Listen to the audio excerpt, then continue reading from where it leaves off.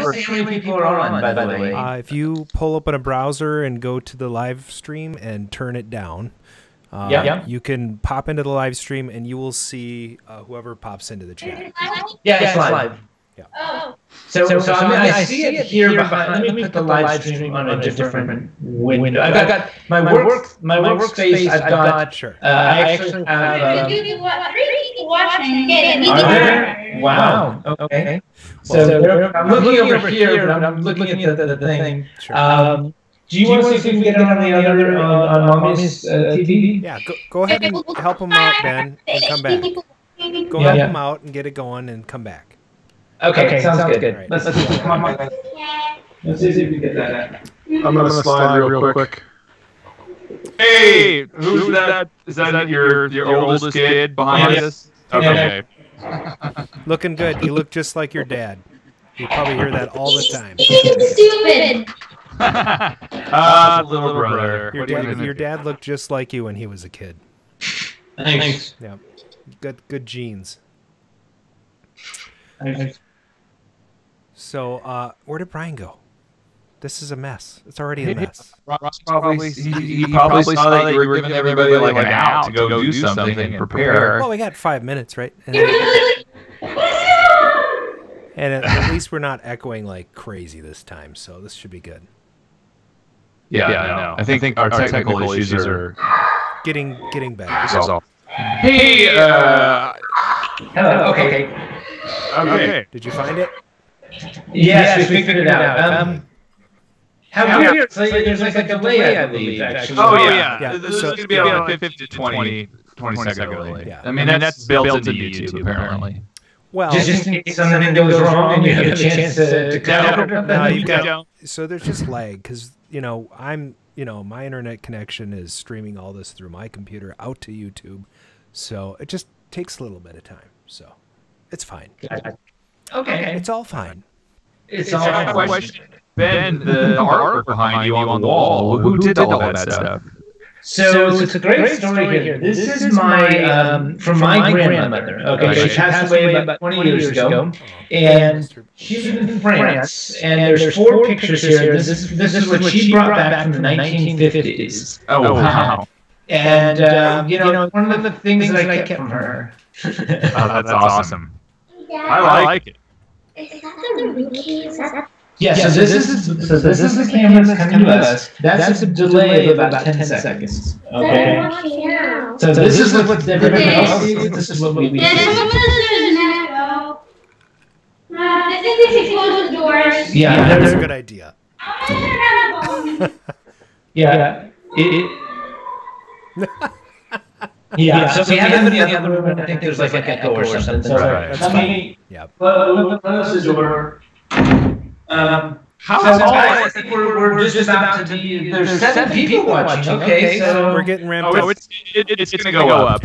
And that door, by the way, seems to be very tall. Is that just my imagination, or is that an abnormally large door?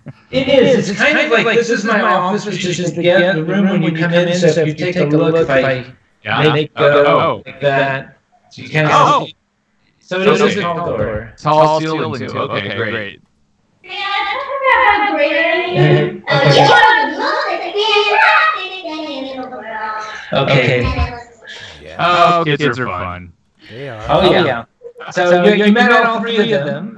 So David, who was here, is 17, and then Victor and Anna. Victor, how old are you? You're almost 11. She's 8.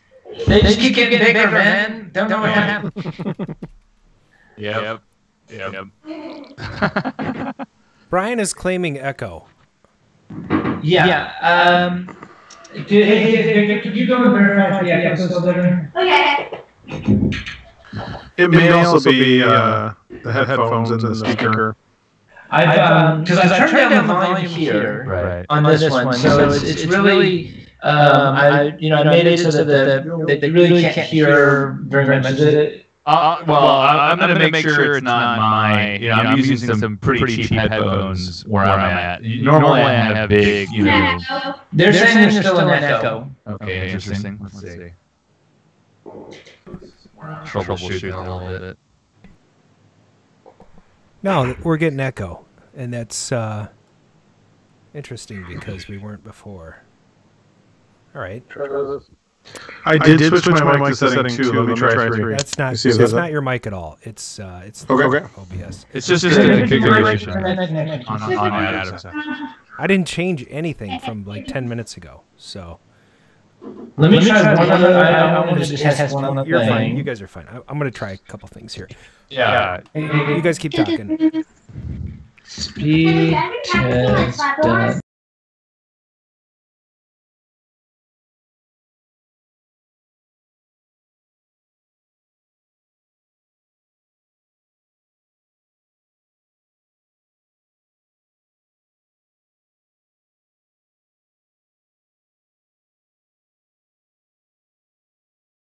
Hear himself also. Just kind of make it a little bit. Mark, that doesn't have anything to do with it. We're going to be talking about other stuff. I'm just trying to, do this. So, I'll tell you the torture I'm in. I got new memory for the computer. Instead I'm here. Is that 32 gig? I did get 32 gigs. Nice. There's a big echo. Oh, yeah, I hear one in real time. That's weird. Yeah, I sat there trying to decide what to do because I do the three-dimensional modeling. So it kept slowing down. I'm like, I'm at 16 gigs, and it kept saying, hey, not enough resources. So I resisted the 64. It was tough. Oh, 64 would be beautiful. That would be, we'd be in like 2025, and you would be, I don't have enough memory now. It's 2025. Yeah, no. This will get me through next year, though. Okay, yes. I mean, that's a 12-month memory pack, right? Sure, yeah. How are we doing with the echo? Has that been fixed? Let's see. Just about. In process. In process, okay. Yeah. Now no audio, but no echo. Huh? Brian Ferber says no echo, no audio. That solved the echo, right? Echo is still there.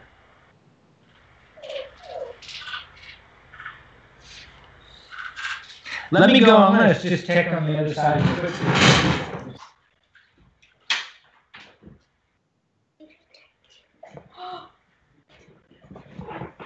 Hi guys, this is my sister.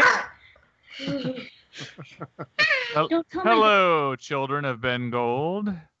Hello. Hi. I like. People watching. That beats my record. I think I got it. Wait, what does your T-shirt say? I can't quite read it. I got it. Okay. Okay. There's a lot of commotion here, isn't there? Okay. So why don't we get started? I think Sure. the echo's not that bad. Well, I just fixed it. I think. Mark, give me a check. Awesome. 1, Well, 2, I know 3. It's 7:16, so the people that have, Brian, signed in. do a sound check, Brian. Ben, you can keep talking.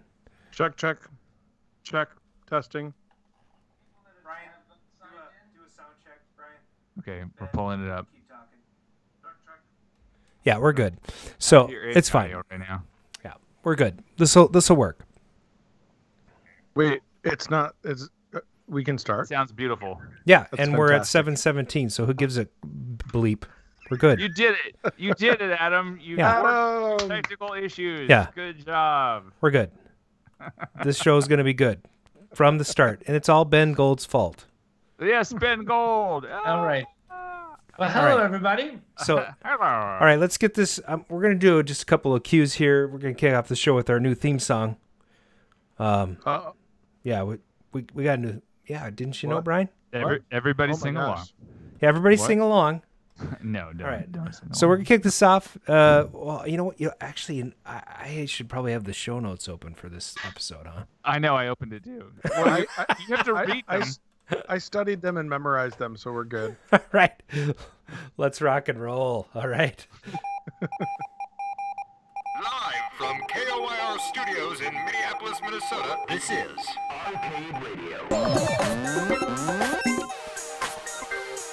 Hello, Commander. Computer reporting. Intruder alert, intruder alert. Beware, I live.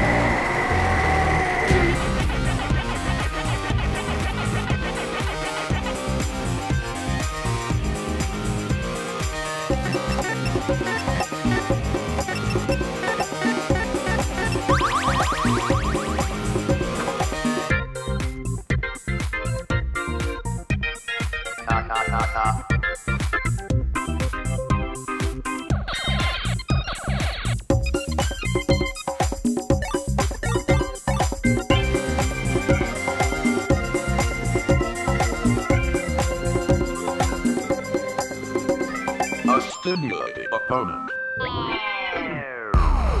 Hello and welcome to Season 3, Episode 8 of the Arcade Radio Podcast. Today is Thursday, January 24th, 2019, and the time is now approximately 7:15 p.m. Central. Or maybe 7:19. I am joined by my co-hosts Mark, Time Runner Shields, and Paradise Arcade Shop's head ninja, Mr. Brian McLeod, Armitage Thermiston Howell III. And that tonight... keeps getting longer. Wow. What? Are you interrupting me? Are you just going to interrupt me? Right in the middle of my whole thing? Right before I introduce the guest? You have to just blurt out? Oh, my God. Okay, and tonight we introduce to our fellow arcaders 2010 International Video Game Hall of Fame inductee, world record holder on such games as Millipede, Qbert, and Stargate, champion of That's Incredible and Video Game Challenge National Televised Game Contest, and widely regarded as the best Golden Age arcader of all time, Mr. Ben Gold. Welcome to the show. Hello. Hello. Hello. You know, we just wanted to drag it out a little bit, make you feel important. I wanted to give you a breather, so you had the breath to cover all that. That's a lot of breaths. I had the breaths. They were going. Although the final one, the best, arcader of the golden age, that's probably a little bit over bloated, but do you that's think okay. it's subjective? I think it's subjective. Subjective, yes. We didn't say the Ben Golden Age, so we're holding Oh, back. jeez. This is going to get old. We can't do the Ben Gold thing. That's, we already used, we struck gold. We can't go on. Oh, we can't do it. Yeah. Anyway, so what you been working on, Mark? Well, let's talk about. Okay, so I bought a Warlords cocktail project from Coin Op Warehouse. Yeah, you said that last week. I did. I sent I sent off all the metal parts to the powder coaters, and part of the problem is like when you send some metals to the powder coaters, they expect all the parts to have been taken apart, and I could not remove the base. There were two bolts that they didn't want to come apart, and I was like, "Hey, what do you think is a good idea? What's a good idea for this?" And they said, "Well, we can square it up and then weld it together." Like, why is there even a bolt? Who's taking this apart? Who's this bolt for anyway? So the bolts that are on the top of typical Atari cocktails, those are the ones that give me trouble. Anyway, so that's what they're going to do. And so that I'm glad I resolved that problem. And then just after I did that, I got a phone call from Aaron, Arcadeology. He told me that my Time Pilot had arrived. And so I met him at Fastenal. It was like one of the further away ones from me. And when I showed up, there was a Space Invaders Cabaret stuck into the back of my Time Pilot. They had taken the back off, and they had taken the monitor board and everything, and they'd shoved this other. Are you just telling us computer. a story? It sounds like you're kind of making things up right now. It was totally weird, man. I went in there and I'm like, Whose other arcade is that in I have there? a question for Ben. Do you Okay, understand let's go. anything that Mark's saying right now? Because I don't. No, I how do I say this? I have some friends of mine that are into, restoring classic games and stuff. Yes. They really get into this. Yeah.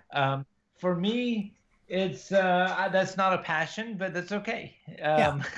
Well, the thing that I'm finding weird is like I'm listening to Mark tell me this story about a game that just arrived, and he says there's another game inside it, like a barrel of monkeys or something. Yes, it was a Space Invaders Cabaret. It was smaller and narrower, and whoever shipped it thought, hey, if I took all these other things out of this Time Pilot, I could shove another arcade game inside of it. If you go to 90-Minute Tape on Twitter, you can see I have a picture of it. I could not believe it. I've never heard this before. Never. Okay, I'm gonna say it's fine. Like it was giving birth to it. Yeah, it was. Time Pilot gave birth to Space Invaders. Yeah, we found this reference on Family Guy where Meg feeds Brian some hair and says, "Can you feel me inside you, Brian?" Oh no. Okay, all right. So Brian, why don't we just move on to Brian? What have you been working on? That'd be good. So let's just do that. Let's move on to Brian. I can't talk about hair. Okay. Remember, there are children watching the show tonight. Okay. I didn't say anything bad. I'm talking about a primetime show. Let's see. We actually just had some fun and pulled the whole shop apart pulled a bunch of games out of there, and we now have a large section for monitor repairs, which has been really nice. So we previously have been kind of moving everything around to get the equipment together and the desks lined up, and we now have essentially a 16-foot long, 3-foot deep table for doing arcade and monitor work, which is kind of great. nice. Yeah, no, so it's a lot more efficient now. And I finally grabbed my Return of the Jedi so that I can get that back up and going, which I'm not sure that I like the game, but I seem to have this drive to make this thing look amazing. Yes. Which is weird because I don't do that with any of my games, but for some reason this game I keep trying to do stuff to make it look good. So. I've got a 6100 at your shop that's maybe going to get work done then, huh? You do. Actually, we have like, I think 4 or 5 6100s right now that are getting ready to go up on the bench. We're about to set up the vector test bench. It should be kind of fun. Mine is completely disassembled. And for those of you that don't know what a 6100 is, it's an arcade Atari 60 vector monitor. So it's 100 better than a 6000. All right, so I've been working on a few things. I repaired my I/O board on my Robotron, and now I can shoot left when using the first player, which is sort of critical to playing Robotron. And you still can't set a high score. Look, And you're still bad. why are you busting? Why are you? You don't play What's your highest Robotron. Seriously? if I may ask? So now the guest is going to attack me? What is going on here? there's no way. David Gomez, the high score champion of all of Robotron, is in my band. And so Adam cannot even. I don't even know why. Listen. Crickets. Okay, it's good. So anyway, I added a couple of 900 mechs to my Asteroids Deluxe, and I bought VIG ticket. Oh, excuse me. I just bought a VIG ticket to MGC for April. What's VIG stand for? Very important gamer.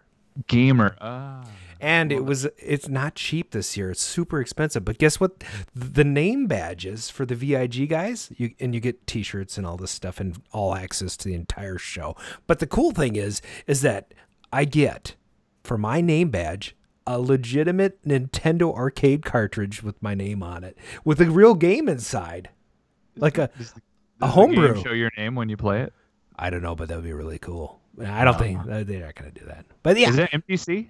MGC, Midwest Gaming Classic. Wait, you should tell them that my arcade band wants to play there, and then we'll go there. Yeah, we should do that. Actually, we'll have Dan on the show, Dan Lewson. We'll do our annual show with Dan. Okay, Ben. So, what have you been working on? I know Ben. Tell us what you've been doing. Tell us what you've been doing.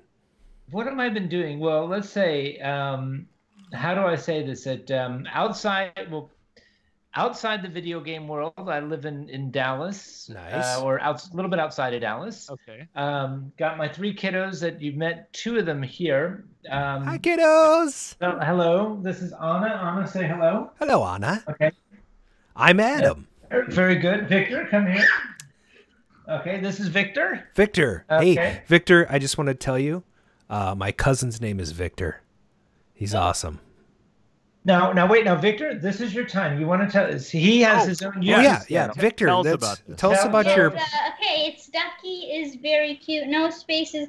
I like to do gaming videos. The Ducky is very cute. No spaces. Please subscribe.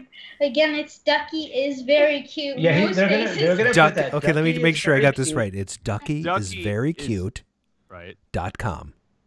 No. .com. Oh, it's just for Ducky YouTube. It's for YouTube. Okay.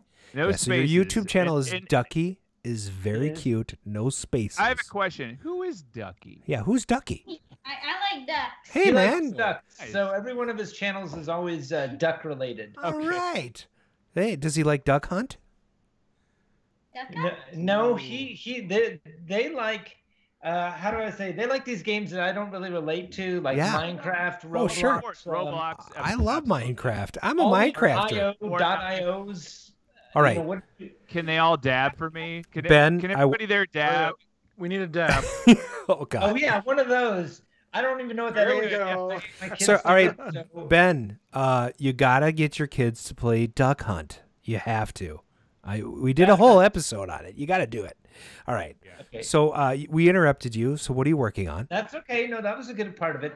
So I work for a software company. I'm part of the sales team. And watch out, guys! Don't get hurt. Yeah, I noticed we're kindred spirits. I was a sales engineer for the last 3 years. So. Are you kidding? No. I'm a sales engineer. That is exactly what I do. Yeah, awesome.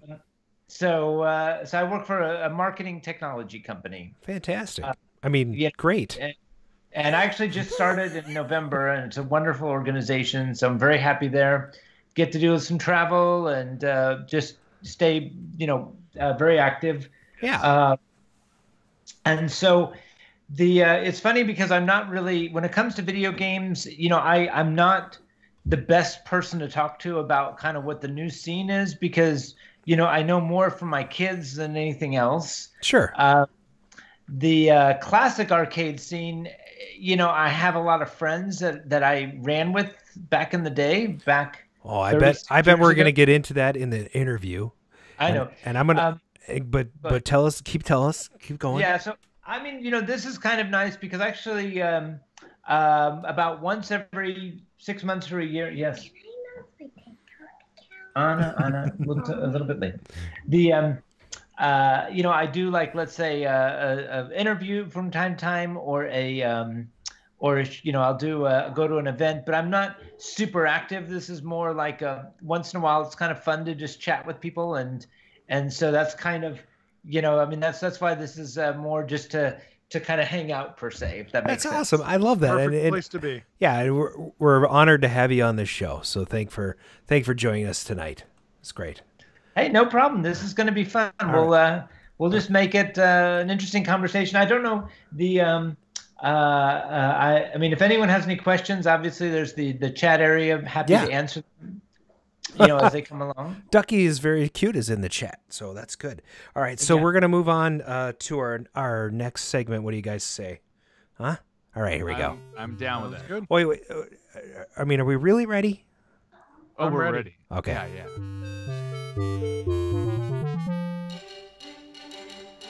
It's the Arcade News with Adam and Brian. Over to you, nice. Brian. You got left out. What? Booted. Mark.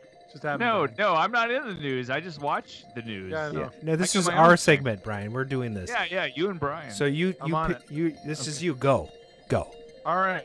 So there's just really two quick news articles that were kind of neat. Microsoft did this Make Code Arcade, which is a web-based, beginner-friendly code editor that is Java-based, and you can create JavaScripts and play them in a web browser. And they made a little kind of separate hardware tool that you can play these games on, share them with friends, play them online, and kind of mess around with them. It's a really neat kind of idea that basically you can create almost 8-bit style arcade games, and it's a visual-based language that allows you to just kind of drag and drop things together, say what you want the background color to be, what you want paths to be, and how you want the sprites, and then you can draw your sprites up with pixels. It's a neat concept. So there's a lot of information on makecode.com. Okay. So kind of a fun little side thing. Sure. The other thing that I thought was kind of funny is in the last week, scientists name an ancient shark species after the arcade classic Galaga. So they named this prehistoric shark that they found. And I got to find the name because I erased it from this little thing here. But basically what happens is they found the teeth of the shark, and they thought it looked like the ships in Galaga. And so they named it after Galaga. It's a Galagadon Nordquiste. Galagadon. Which Galagadon is just awesome. Yeah. So I mean, it's Godzilla versus Galagadon. So, and finally, because I'm keeping the news a little bit quick this week. Yeah. Adam. What? So I've been playing around with. There's a company called Pin Stadium, and a lot of people are familiar with Pin Stadium lights. I have not actually installed a set, but I am kind of chomping at the bit to put a set in my Adams family, because there's a lot of people know the newer pinballs kind of have a lot more lighting on the playfield, and the playfields are a lot brighter. Sure. In the older games, you kind of have these dark spots, and so if you put like a couple of new games next to an old game, the contrast is really substantial. So Pin Stadium invented these lights that kind of go up under the glass on the sides and light up the playfield. And they've actually combined natural lighting or slight offset colors of natural lighting with UV lighting to bring out some of the UV inks on the playfield, which is really kind of cool. Wow. They just launched a new product called Pin Stadium Fusion, which actually now integrates into the flasher circuit. So now not only do you have Pin Stadium lighting with lighting, you can have the stadium lighting react to the flashers on the game. Supposedly, according to their videos, they install in 15 minutes, but I can't get the games open in 15 minutes half the time because I got to find the keys, and that takes about a half an hour. Man. Yeah. But, usually at about a half an hour is when I start drilling the lock. Oh, Exactly. that's terrible. Yeah. If I had that queued up, it would be great, but I don't. And that's what I've got for news this week. So, okay, I've got a couple of shout-outs, just brief ones. Cobra Arcade in Phoenix is celebrating its 3rd year in operation this month. Congratulations, Cobra Arcade. And you might go back to the first season. I did a little review on Cobra. I like that place. Also, some guy named Matthew Russell. Anybody know this guy? Alberta, Canada? Anybody? Anybody in the chat? No. Apparently, he opened an arcade in his garage, and it's called the Short Circuit Arcade. Congrats, dude. Oh, yes. Welcome to the party. I mean, like, seriously, they had like 17 articles on this guy, and I don't know how many of us have opened an arcade in our basement or our garage, but I'm glad that the whole, province of Alberta, Canada has decided to, embrace this, So I think it's great. Anyway, that's just totally, I don't know. Back in '82, I used to be able to throw a pigskin a quarter mile. Back to the cave with Time Runner. Why are things so heavy in the future? Is there a problem with the Earth's gravitational pull? Well, in fact, Doc, there are problems with the Earth's gravitational pull. It's May 2nd, 1983. We're going back there. Let's talk about what's going on as far as the technology goes. In May, Atari released Star Wars. You may have heard of it, a color vector graphics game based on the popular film franchise. Have you seen Star Wars, Brian? Once or twice. What about you? What about you, Ben? How many times have you watched Star Wars? A few times. I've seen it once or twice. Yeah, once or twice. All right. Where are you? My tab is blank. Somebody blanked at the back to the CADE tab while I was talking. No, it's still there. Come on back to the CADE tab. Let's go. Do you want me to help you out a little bit? I found it. Okay, no, good. It just won't show up. Weird. Hit F5. Then it'll all be good. I am. All right. Okay, I'm back. Good. Oh, this what is else? Sega released Astron Belt in the Japanese market, the second Laserdisc video game ever. It used pre-recorded computer animated film footage as backdrops overlaid with sprite graphics. The background videos used in the game were a mixture of original artwork and borrowed material, which means stolen. In addition to the scenes created specifically for the game, the designers also incorporated footage from 3 science fiction movies, including Star Trek II, The Wrath of Khan, hence stolen. Battle Beyond the Stars, worst movie ever, and Message from Space, never heard of it. Ben, have you heard of any of those 3 movies? Go. No. Star Trek Never 2. Heard of He's heard of Star Trek 2. The Wrath of Khan? Come on. Oh, The Wrath of Khan, yes. Yeah, Okay, so it was they used the a whole trick question because I asked you at the end of the 3, and so it's good. So in the game they use the Genesis sequence where they have the planet form. Genesis, yeah. I want it. Show me. As the Klingon said. That's Star Trek 3. Christopher Lloyd. Star Trek 3. Excellent film. Yeah. Hey, so what was going on May 2nd? You may notice that all of these are going to have to do with May 2nd, 1983. What happened that day? Where were you, Ben? I don't know. Hold on. Let's keep talking here. At the box office, Tony Scott's The Hunger, starring David Bowie, was good. I watched that at night. I don't know about you, but my parents were asleep. Ray Bradbury, he had Something Wicked This Way Comes, starring Jason Robards, Jonathan Pryce. You know what? That movie, that's a good movie. I think the book is a little bit different from the actual film, but what are you going to do? Valley Girl, Nicolas Cage and Deborah Foreman. Who is she? Directed by Martha Coolidge again. Real genius, Val Kilmer. Let's not go there. Okay. Is he in that? I did not know that. Blue Thunder. I can't believe all this stuff was happening around this time. I know. It's great. Roy Schneider, directed by John Badham, the director of War Games, Short Circuit. Holy crap! He directed Saturday Night Fever as well. That is a surprise. It is. I don't know how you go from War Games to Saturday Night Fever or vice versa, but that's fascinating. Well, you don't go from War Games to you go the other way. You go the other way, right? Exactly. Okay. And then what we just started talking about this one. Yeah, just a few weeks later, Return of the Jedi. I was just in an elevator with a guy, and he told me that I would get goosebumps when he told me that he had a VHS copy of Return of the Jedi. I did not get goosebumps. Mostly, I was like afraid, and I needed to like get out of the elevator. All right, I gotta ask Ben really quickly. The Hunger, something this wicked, whatever that is. Valley Girl, Blue Thunder. Those are all like rated R, and then you have Return of the Jedi. Oh, that's true. Yeah. So, Ben, did you see any of those movies when you were a teen? Obviously, Return of the Jedi. Sure. Valley Girl, I think I saw that. Yeah. That's a fantastic movie. I really liked it a lot. If you were fortunate enough in the 80s to have early cable, like the Movie Channel or Showtime or HBO, they played that stuff all day long. I mean, if they weren't playing Swamp Thing, they were playing these other films. So sure. Yeah. What are you gonna do? That's good times. So if you didn't happen to have cable, maybe you had regular television, you had to watch through an antenna. Now, let's talk about what was up against. Yeah, that's incredible. Which was aired that night. Which was with Ben, right?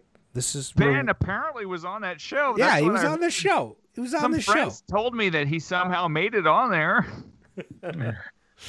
I was watching, by the way, Ben, when I'm like in junior high. Thank you for entertaining me and bringing arcade games sort of into the forefront. What else was going? So if you weren't watching Ben, you might have been watching Archie Bunker's Place, and then that was followed by Foot in the Door, MASH, and One Day at a Time. No, I don't think so. People probably were watching That's Incredible on NBC. Love Sydney's Art Show, followed by Family Ties, and V Part 2 of 2. There you go. Man, they were really starting off with simple title names back when they had V, huh? Well, V for visitors. Visitors, right. You know, really all I remember is when they ate a mouse. Okay, wait, Ben, do you remember any of these shows? A few of them. I mean, One Day at a Time, MASH. I remember those. Of course. First, for sure, yeah. And then for the people who were into the more artistic side, Frontline and King Richard III were on PBS. I mean, maybe you were at a farm. Was that King Richard Part 3? I don't know which. You know what? I'm pretty sure Patrick Stewart actually was in this production of King Richard III that was airing on PBS, oddly enough, back in 1983. The kids are running in. Hey, kids, how you doing, buddies? It's good to see you. He's on the American Family Guy or whatever, one of those shows. Are you about done? Because I'm really tired of your delivery here. All right, I think we're done. Hey, what's in the juke? What's in the juke? I don't know. Oh, my gosh. Hello and welcome to What's in the Juke.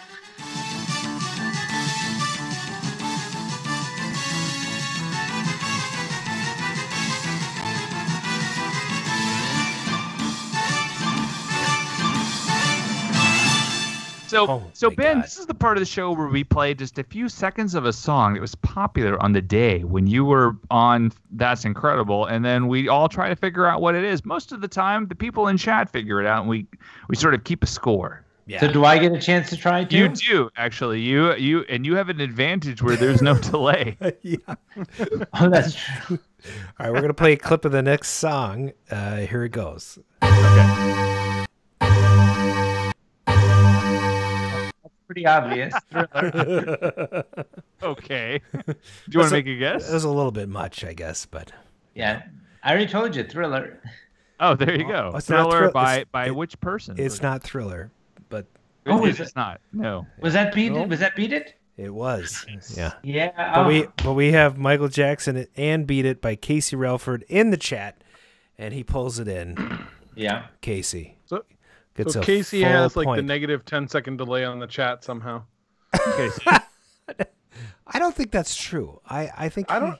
God, how does he get these so fast? Now I feel really like, okay, let's go, man. Let's go for the next one. Yeah. Okay, so I have confidence in Ben. like you can't root for Ben. He's got the total advantage. It's Ben. All right, It's Ben. Come here on. comes the next track.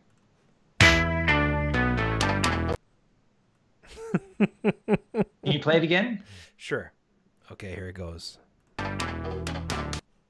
Oh, you want the here we go.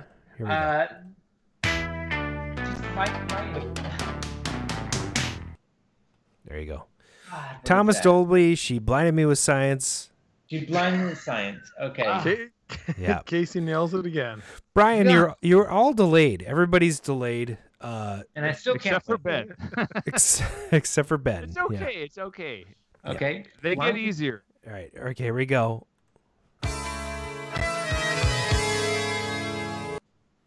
There I we know go. that one too, but I can't remember the name. Yeah, these are hard, and it's This just is like Men at Work. yes, yes. But it was I can't remember. Casey Relford, he's killing today. Overkill. Overkill. Yes. Okay. That's Brian, give it a reload if you're worried about it. We'll give you a second. Everybody reload your browsers, and we'll see if everybody can compete with Casey. Does that sound fair? We'll give him a little reload time. I'm giving Ben a half point for him coming up with the band name. Yeah, I mean it's pretty good. Nice. Yeah. So I'm just gonna let everyone refresh. Yes. Get their. It's a very competitive. That's the juke. What's in the juke? I like it. It I is. know. It like people are they're all over this. The next two tracks I think are pretty easy. So let's actually one of them is. All right. Okay. Here comes the next one. Oh, hold on. Let me mute this just a second here. Why is it so hard? Okay, go for it. Okay. Nightmare. Nope. No. Okay. Wait. You're kicked out of my house if you Yeah. don't know this one. by the Oh way. come on. Gosh. Be nice to her, I guess. Oh my God! I know that No, song. I'm saying in general, not just our Journey. guest. Journey. Yeah. Separate Yeah, ways. Journey, separate ways. Casey. God. What the Man, heck? I am so nobody would believe I was an '80s person. So None shall pass is what Casey says. this is embarrassing. Okay, this is getting really bad here. So keep going. Do the next one. Well, I mean, We're pitting you against Casey Relford, who is an '80s, like a savant, basically. Casey's basically Shazam for 80s music. Yes. Full point. Yeah. Half point. Yeah. Those are usually the we get a little. It's a little competitive up in here. Okay, here we go. This one's gonna be harder.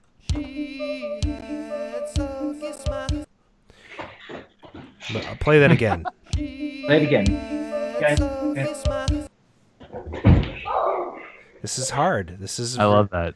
It is. I don't. That one I actually don't know the. I remember Hall & Oates, Family Guy, Family Man. You got it.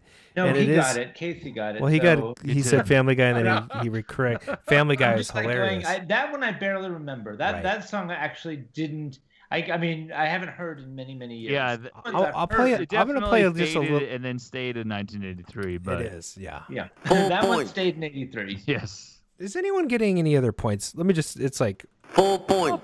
Ben has a half point. That's Oh, good for second. All right. Let's first of all, let's play a little more of that track because. I love that song.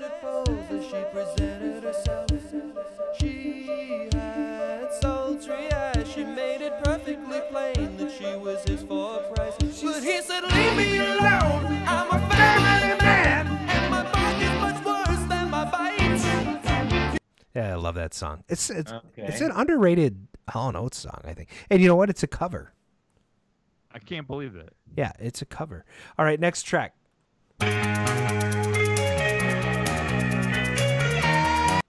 That's all. That is U2. Yes. And Sunday Bloody Sunday. Oh, it's close. Same album. It is a day. Okay. U2. Everybody's got U2. Brian Frober, U2. Give him a point. Half point. Right? No, Ben got U2 first. Oh, yeah. Sorry. Ben, you get a half point. New Year's Day. Okay. New Year's Day. Yep. S1500 and Brian Frober pulled it out. He gets a half point for that, right? Brian. Half point. Nice. Casey went to sleep. He's like, I don't need to do this anymore. Yeah, he's still far in the lead. I'm so much better than all of you guys. Get a guys. drink and yeah, it's a good thing it's a good thing we don't give away T-shirts for this because you know. No, only wardrobe. Only on the last show. Right? I mean, come on. Okay, let's try this one.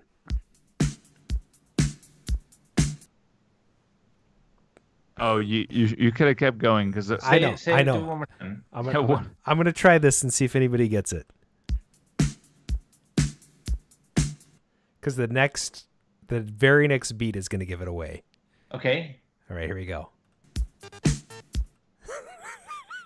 Oh my gosh, he got it anyway. Brian Frober. I just want to say respect, dude. That is unbelievable without getting the other full point. Yeah, dude. Lost the Google tubes. Okay, yeah. Wow. Here we go. First song I ever played at the Taco House.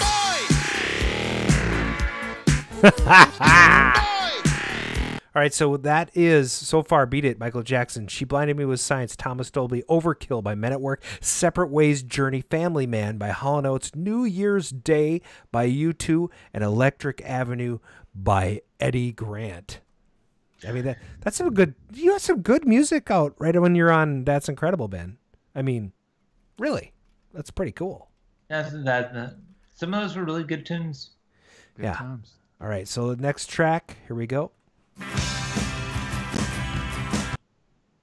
Yeah. Is that I know this You're gonna get it. Okay, we're gonna play this. Oh, somebody got it. Casey. No, it's you, Modern English. Modern English. I don't know. I think we should only give him half a point for that. He couldn't spell English. But he pulled it off before someone else got it. I know. That's just all right. Here, we'll play the rest.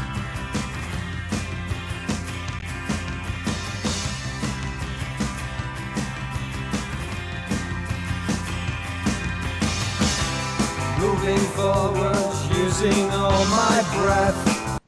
So, by the way, if I would have known that we were going to do this, I would have. If I realized this contest, I would have gone and taken a day of listening to the old '80s. I know. I feel like this is like you putting an arcade contest on me and just saying, Ben, do it now. I'm like, but dude, I got to prep. I got to go get ready. I got to get. We're generally just a bunch of jerks. I know. Oh no. So, okay, so here we go. Got the other half point, Adam. Well, let's see. We had I'm Out With You, Modern English. Yeah, we got to get it. I mean, he got it. He corrected it. He got the full point. He got, yeah. Oh, got it. Yeah, he got the full point. Yeah, that was just, yeah.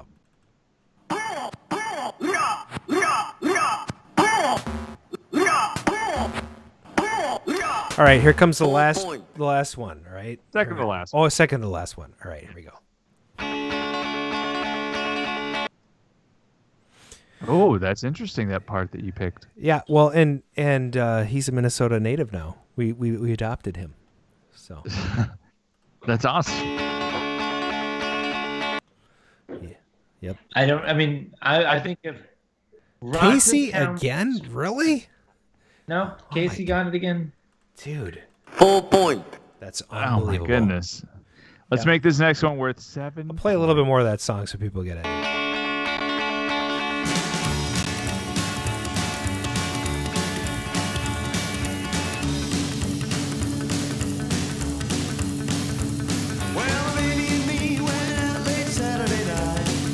Yep, I remember them. Rock This Town.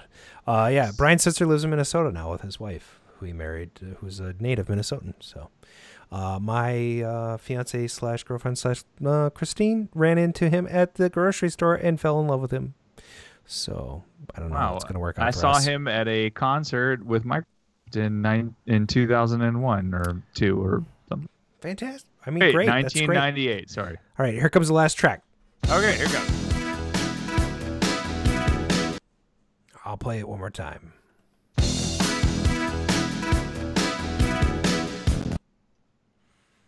Brian Setzer. Setzer. It's Brian Setzer. Mr. Peabody, welcome to the show. Yeah. Okay, who got that? Talking Heads, nobody yet. Nobody's gotten it. This is good. Oh, interesting. I want to play a little bit more.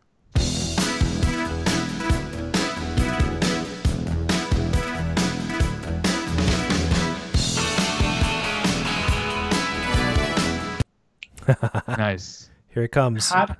That ran through me. It's a little bit hard. Yeah, you actually, Ben, you're getting there you go. Casey pulls out In Excess. Yeah. In Excess for a half point. And what is the name of the song? It's like hot something 103.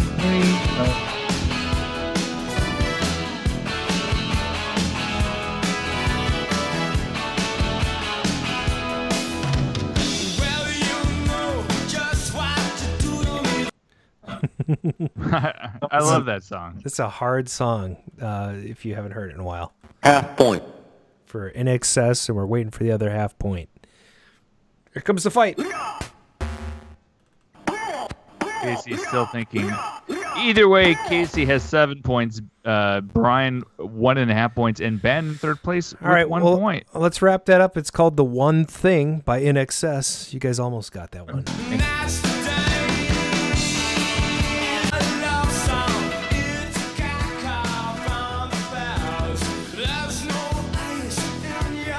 Nice.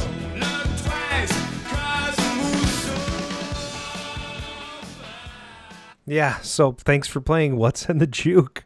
Thanks. Oh, that was really good. I think they did really well, don't you? Yes, mostly. What? Thank God I have a day job, okay? Oh my gosh. All right. Let's see what we got in the hopper. I think we might have a call. Let's check the voicemail. All right? Okay. Well, I mean, all right. Thank you for calling 612-548-GAME. This is Arcade Radio. Please leave your message after the tone. Hey, Arcade Radio. This is your buddy, Bob Zarsadek, control panel expert and technician. I've been so busy these last couple weeks. I got a temp job working at the airport for the TSA. I think that means a temporary substance advisor. I let people bring in weird stuff as long as I get a good look at it. Okay? So far it's been smooth sailing, except for that one guy. He came through, he brought this bag of liquid plutonium, and apparently you're supposed to tackle them to the ground when you catch them bringing that in. But the funny thing is, according to these instructions, you're all supposed to tackle them. You have to tackle them to the ground when they bring in a beer. So I'm super confused. This job, I don't know if I can keep going on it, but anyway, yes. Hey, you guys, good luck with your Ben Gold interview. I'm sure it's gonna be gold. It's the first time you heard that, right, Ben? All right, man, we said no more gold jokes. We're done with that. No, that's terrible. That guy. Let's just move on to the interview. Right?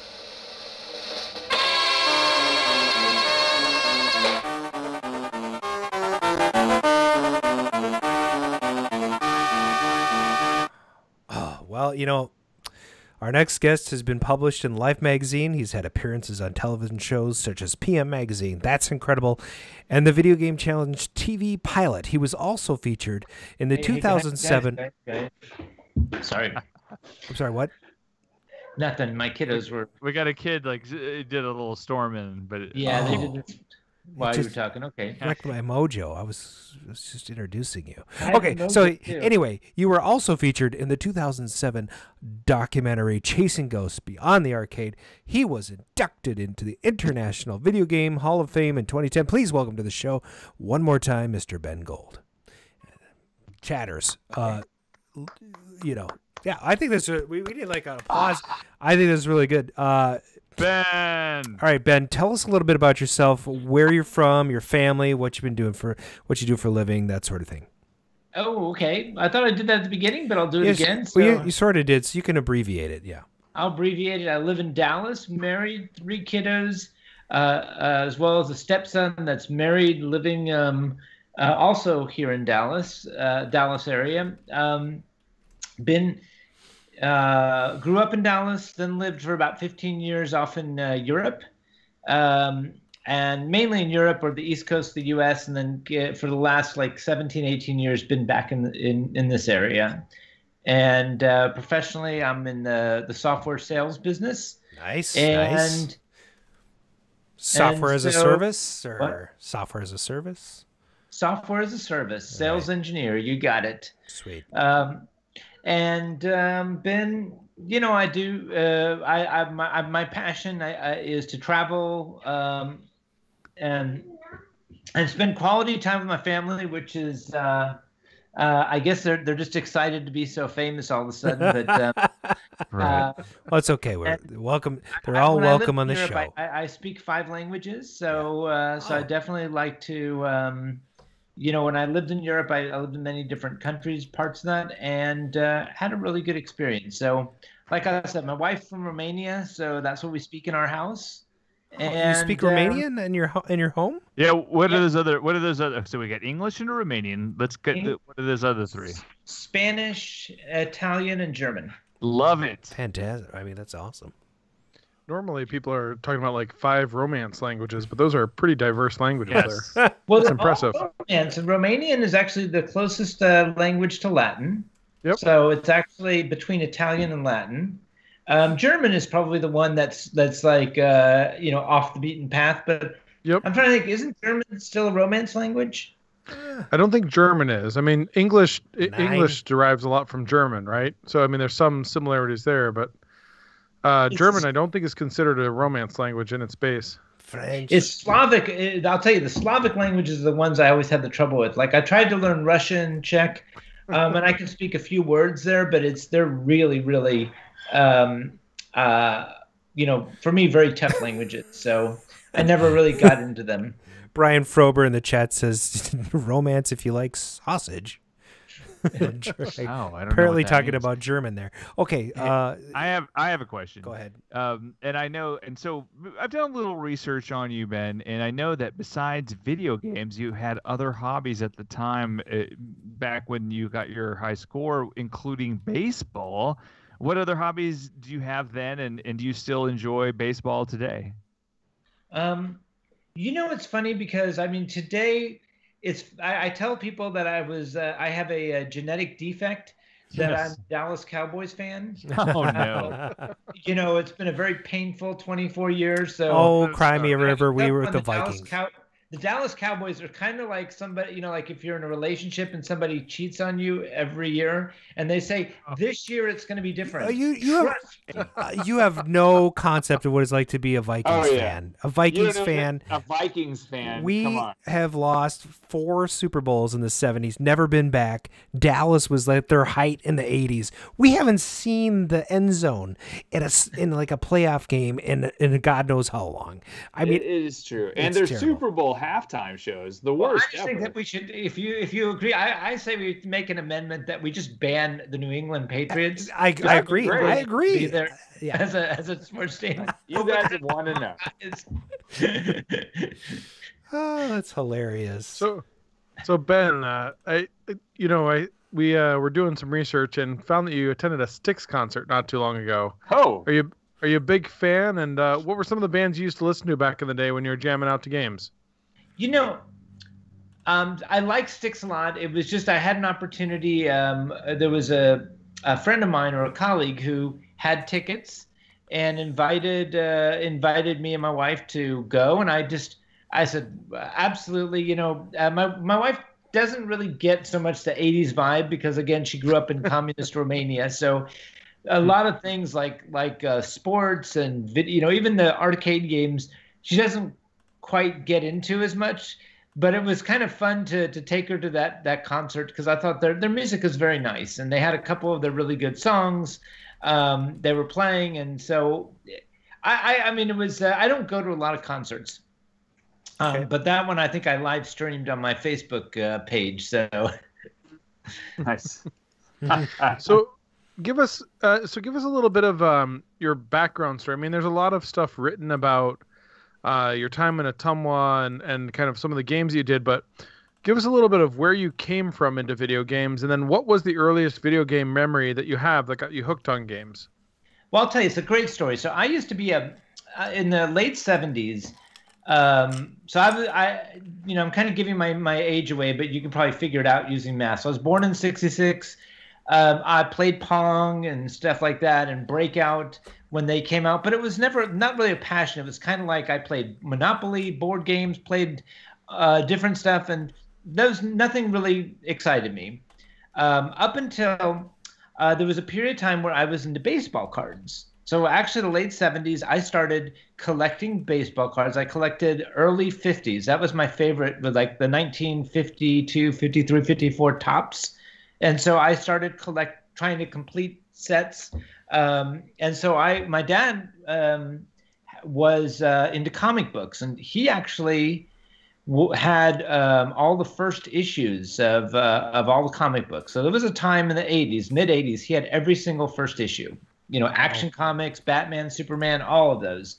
He didn't care about condition, but he collected them. So when there was this period of time when I was into baseball cards, he was into comics, and he invited me to a show in Houston, Texas. And he would go grab comics, I would grab the baseball cards. And we were in the Galleria, and he had a couple of hours, I don't know, he was like, hey, you know what? I need to do something. Here's $5, and there's this video game arcade.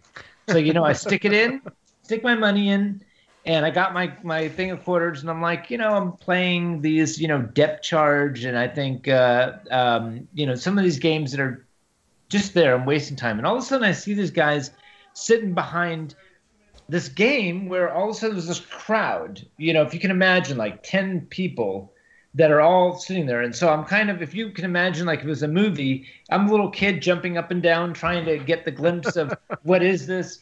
So I saw that there was this protocol of everybody putting their quarters on the machine. Mm-hmm. And so I put my quarter, you know, to be able to play it.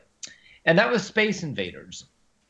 And basically I went and when I put my quarter in, I was like transformed. You know, it's funny today because if you put your quarter in a Space Invaders, it's like going, oh my God, that's like so old. But in 1979, that was like amazing. So yes. I was like, all of a sudden it's going bum, bum, bum, bum, bum, bum, bum, bum, bum, bum, bum, bum. And I mean, my heart was pounding, and I was just like I mean, a dopamine high, like, I don't know, crack cocaine. I've never done that, but something like all of a sudden I walked away from there and I'm going, what the hell was that? Okay. So I think I only played 2 or 3 times. And when I got home to Dallas, the very, very first thing that I thought about was was getting back into the video games. And so I looked all over, and it took me a couple of weeks to find the Space Invaders. So it was right when it came out. And I finally found this place, Pipe Organ Pizza, which is about a mile away from my home. Can I interrupt you for just a second? Yeah. Okay, so without getting into all the details, I just met with my brother and his wife a couple weeks ago, and we haven't talked in a while. But they went to Pipe Organ Pizza in Arizona. Really? And apparently it's like this religious experience with like a literal pipe organ. Oh yeah, it was great. So tell us about it.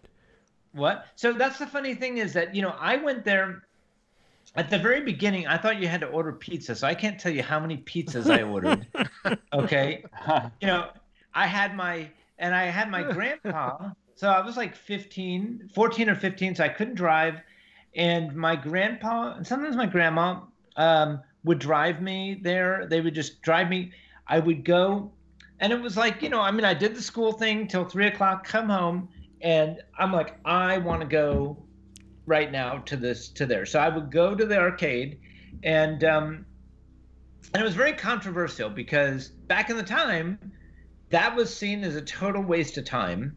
Oh, and look at all the money I'm spending, so I might spend $2 or $3 in a day, when I was there, maybe 4 or 5 if I was really, nuts.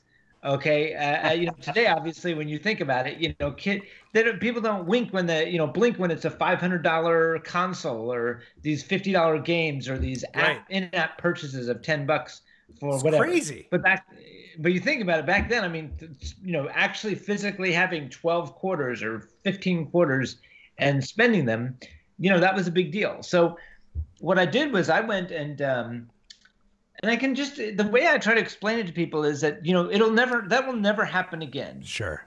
There might be people that know Frogger or Space Invaders or Defender. They can watch YouTube videos, they can see it, but nobody will ever have that experience of putting a quarter in a brand new game and not knowing if it's shit or Shinola. As my friend Todd Rogers says. If you're and so that was like amazing. So there was this period where, like, I remember when I put my first time to play Defender, that was amazing. So first it was Space Invaders, then it was like Defender, then Robotron, Centipede, Pac-Man. I never really got into the Pac-Man, Miss Pac-Man. I kind of joke with my friend Billy Mitchell that he's into the cutesy games. He plays Donkey Kong, Pac-Man, and stuff like that. I like the shoot 'em ups. So we never really competed against each other because we just never really had the same interest, in the games. But my point was that back in the day, my first, I would say 2.5, 3 years of playing video games, it was literally on a local level. It was, at first it was just I loved the games. Then I started to try to get high scores. Then I started to look for people that had high scores. Then I became kind of a jerk, and I would go travel to everybody else's arcade, and I would, how it was, the top 3 scores would stay permanent. Yep. So there would be like a Centipede score, there'd be on Atari games, right? Joe. Atari, in case the audience doesn't know, Atari was one of the first arcade companies to retain high scores, but only the top 3.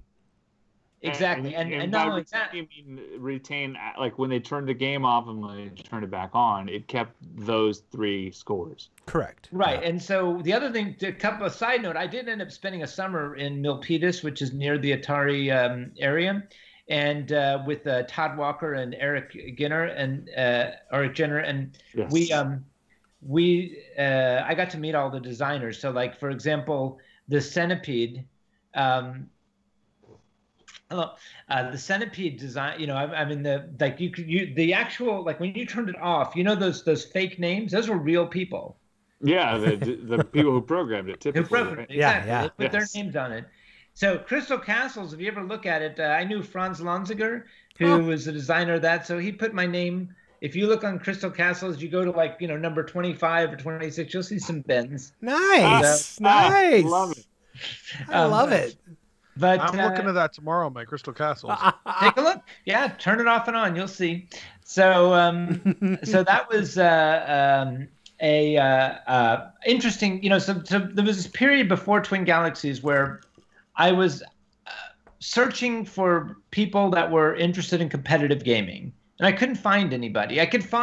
So I would go, like I was telling you, so I would go, let's say, to a 7-Eleven, and there'd be a guy, JDX or whatever. Sure. And I would, it'd be 285, 250, 240, and I would play one game, and I would get 999, 999 Ben, and I would just play one game, so that it would be, so that there would be a little bit of distance there, and then I'd walk away, and I would be done. I kind of like left my mark, in that. You were that guy. Game.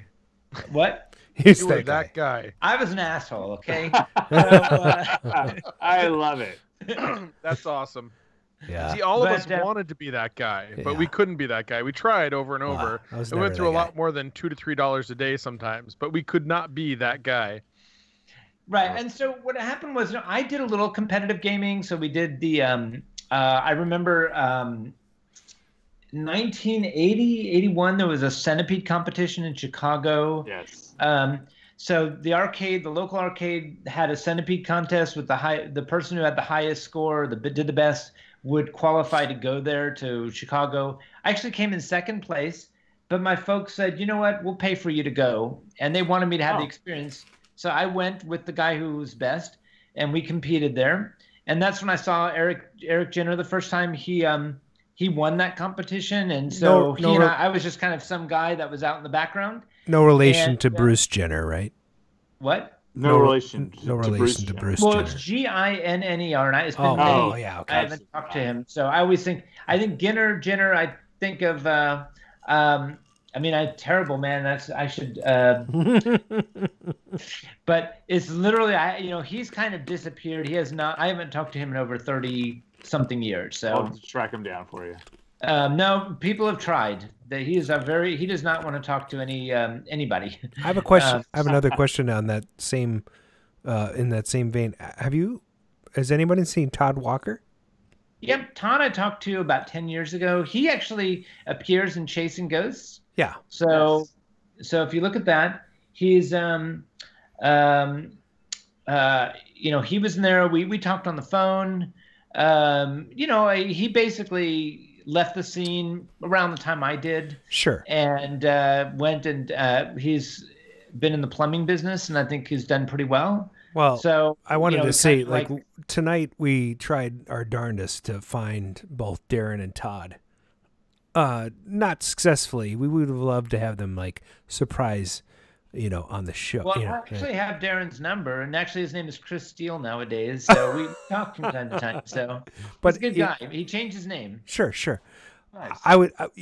We can talk later, but we were trying to find them because I thought it would have been fun to be like that's incredible reunion, but maybe we'll do that for a different show. That's fine. We'd love to. That'd be so cool. I think we don't. That's fine.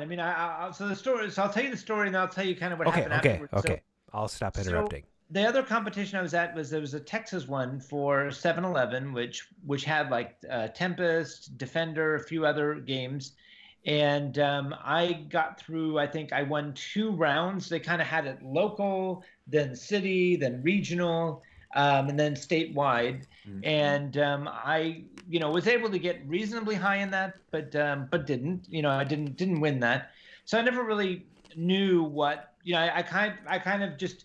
It was really hard to find other competitive gamers. And that's a whole thing because the original arcade games did not monetize themselves well. We can talk a lot about the fall of the arcade games, but it had a lot to do with the fact that there was this disincentive for people to have to build a culture. You build a culture, people get good, they spend 25 cents, they spend 5 hours on a game, they tie up a $2,000 machine. True. So, and nobody makes money. You're spending more on the electricity at that point. Right. They didn't understand, though, that the idea of, when I set my first world record, which I'll tell you in a little bit later, there was that arcade was buzzing. They had their best night ever because everybody was around, was really, excited about me setting that record. So it was packed. And so anyway, so the story goes like this, that finally it was in the summer of 1982. I was doing my, my score, and there was this guy named Connell who we were playing Stargate. And if you know, Stargate is like Defender. Oh, yeah. But Stargate is a marathon game. Okay, so I don't know if you guys know the difference in marathon and the other games, but the marathon game in the gaming world was you get a free man every 10,000 points. If you can average 10,001 point, then you could, or let's say 15,000 per man, you could build up to 255 ships. If you get to 256, it would go to 0 because of the glitch. So a marathon game, you just kind of played and so the first thing happened was he got 2 million points. So I wanted to show him who's boss. So I went to his arcade and I got 4 million. And I'm just like, kicked your ass. Then the next week I come and he gets 6 million. And I'm like, okay, whatever. So it got to the point where I went to that guy's arcade and I played from morning to evening, got, 14 million, right? The next week he comes to me and he goes, I got 17 million. Whoa. And I just said to myself, okay, this is a freaking waste of time. Even if I'm a devoted gamer, I'm not that passionate about staying on a computer just for the hell of it. Sure. So I called up Williams and said, hey, what's the world record on this game? And they said, we don't know. But there's this guy in Ottumwa, Iowa named Walter Day, and he'll tell you what it is. Okay? Wow. So that literally was like, so if you can imagine, I've been sitting here wandering the wilderness for 2.5 years, wondering, am I alone? And how old were you at this point? 15. Yeah. Just about to turn 16. And everyone's parents thought I was a nutcase, this crazy guy who plays video games. If you wouldn't believe the parents, what a waste of time. What's going to ever happen with that? There's just no future. What are you doing? Why are you letting, my folks would get other parents that, why are you letting your kid waste his time and money on those stupid things? That was basically the philosophy. And I went and you called Walter. I did call Walter, and all of a sudden, I'm like, it was like talking to, having this conversation with your long lost twin brother or something. Yes. I had him on the phone for over an hour the first time. Oh, that's awesome. And I'm like, what the heck, is the world record on this game? And he's like, well, this game, there's this, and he would tell me about all the other players. There's this guy, Billy Mitchell, there's this guy, Steve Sanders, there's, he told me about Todd and Eric. And so he built them all up. He was a very good storyteller. And, I was like, no, but wait, what's the high score on Tempest? And he would say, it's, this or this. So I said, okay, Walter, what's the high score on Millipede? On Stargate. And he's like, it's 36 million. And I said, okay. I said, that's about a day and a half. I said, I'm going to go set the world record next weekend. Okay. And he's like, oh, really? Good luck. Wow. He's like, you cocky SOB. Go ahead. Do it. He's like, go ahead, do it. So what happened was that I talked to the arcade. I said, can you stay open overnight? So I went on Saturday morning at 9 o'clock, put my quarter in. Which arcade? It's called Pro Video. Okay. And it's in a place that doesn't exist anymore. Sure. It hasn't been. It only was open for maybe a year and a half, 2 years. Okay. A great arcade. I liked. I had a great experience there.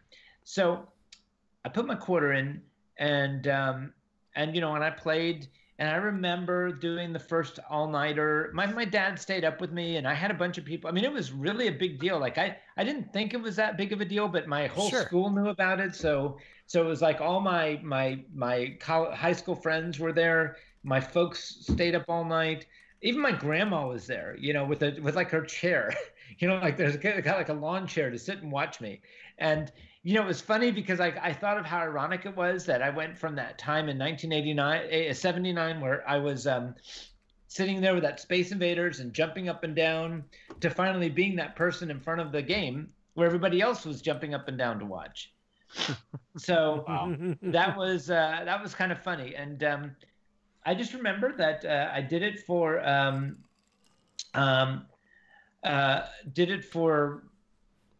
about a day and a half, and I just remember as we were getting about 5 o'clock in the afternoon on Sunday, I had beaten the score, and then I told everybody, I go, this screen looks green, isn't it? It's turned green, and everyone's going, no, Ben, the screen's not green. And I knew that when I got to 40 million, it's time to just stop. So I stopped. Went to the arcade owner was there, and my folks were there, and we called up Walter and said, hey, I just set the world record. He goes, great, let me talk to the owner. So he talked to the owner, talked to my dad, talked to me, and he said, good, you have the world record. Yes. I love it. That's in the so day great. What? That's so great. Isn't that funny? It's all, and I had the world record. Mark, did you have a follow-up question to this? Yeah. So your parents, like, how much support did they give to these habits? This sounds pretty, it sounds like they're really into it. Well, what happened was that they, And I guess that's the thing about how to raise your kids, and I'm kind of like that myself. I've taken their element where your kids have passions.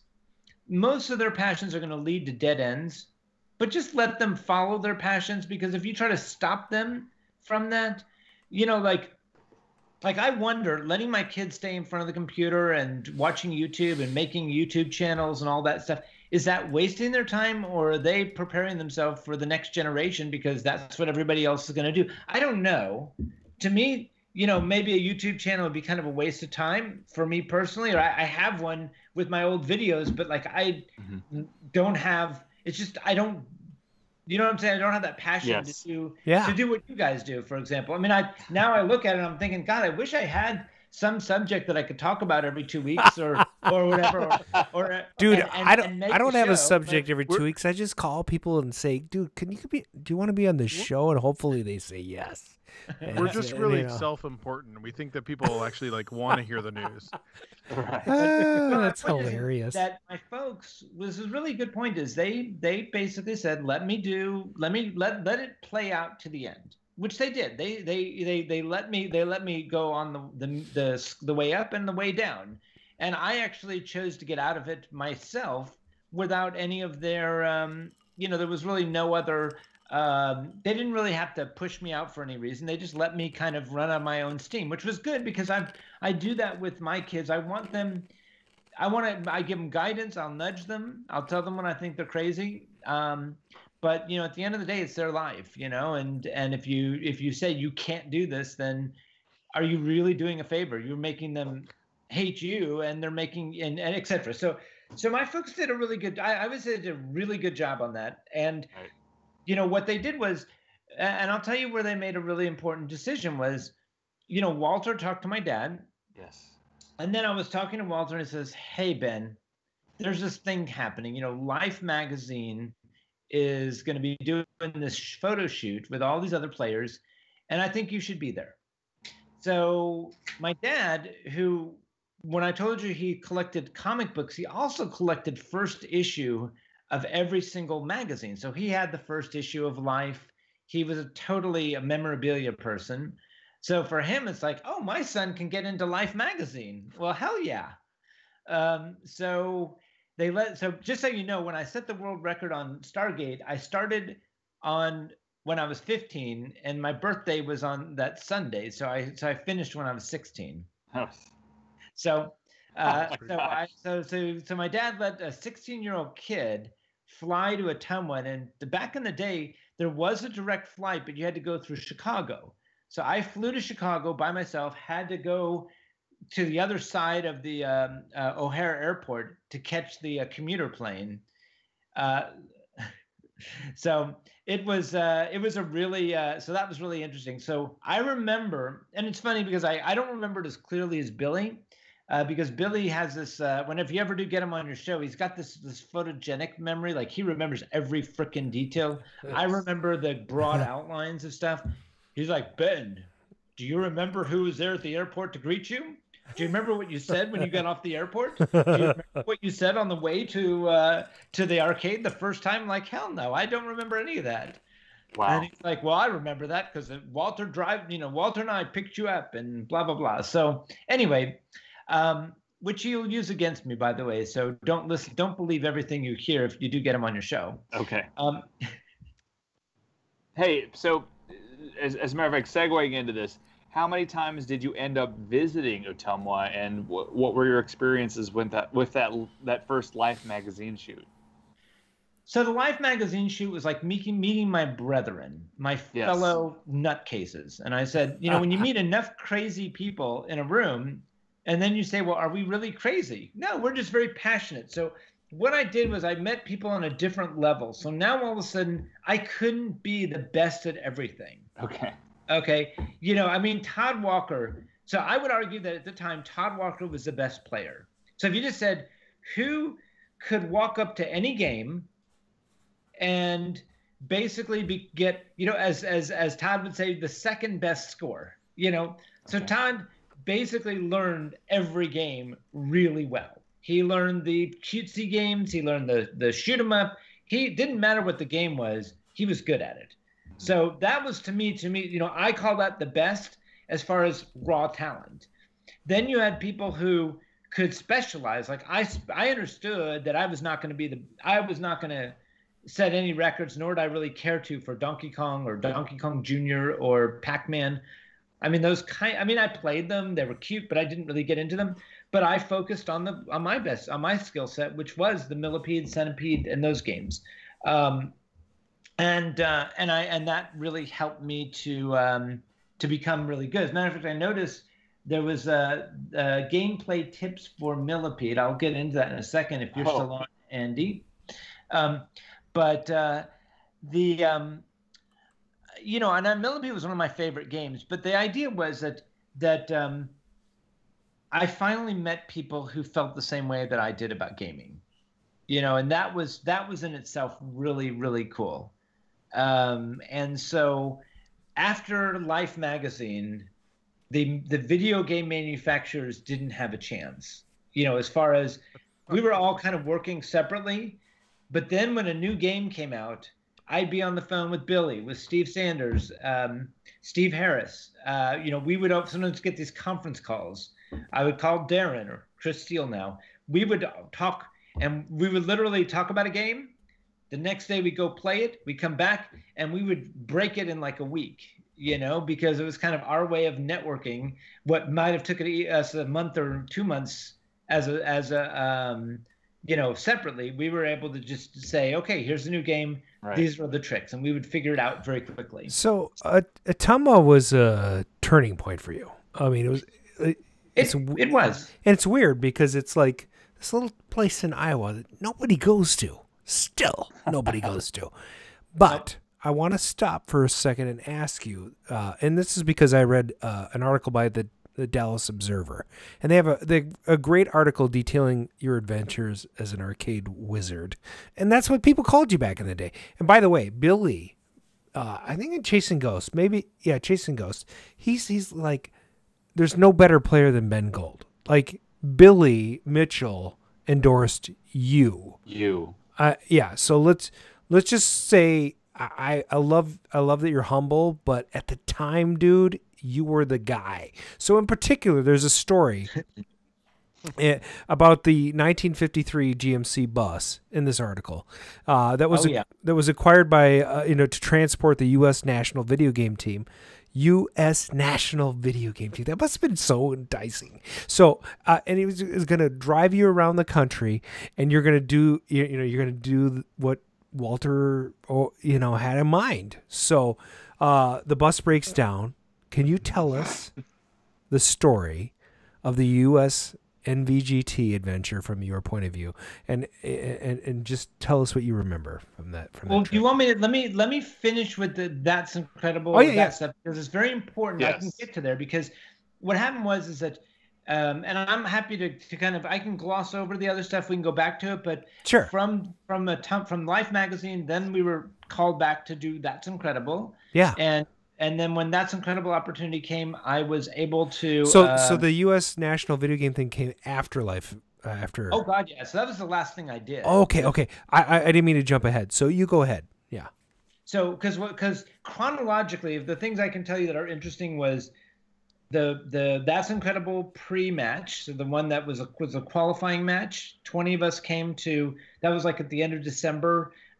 We did a weekend in Ottumwa. 20 people, and they took the top 3 who were going to then go in February to Los Angeles to compete on That's Incredible. Then there was the That's Incredible competition. Then there was kind of all of these different events after that. And then there was a summer where I spent the first part of the summer with Eric Jenner and Todd Walker. And I literally spent 6 weeks with those guys, met all the Atari people. And then the last half was traveling in that broken down bus with Walter, Billy, Steve Harris, and Jay Kim, and Tim McVeigh for a part of it. Okay. And so those are kind of all different episodes, kind of detailing the rise and fall in a very, very short period of time, the gaming. So I'm happy to discuss whichever one of those episodes you'd like to go into more detail about. In particular, I think there's a really interesting story where the bus breaks down and gets robbed. Yeah. Go ahead. So what I'll say is this: is that I was very, one of the things was I was very meticulous. I kept notes of all the, I wrote down all my scores. So every single day I played, I wrote down the games I was playing and the number of times I played and my high score that day. Okay, and that was like really important. So I remember so this was kind of towards the end. Okay, so if you can imagine that we thought we were going to be professional video game players, the arcades were crashing, the new video games coming out sucked, and here we are in the summertime, and I'm kind of burnt out.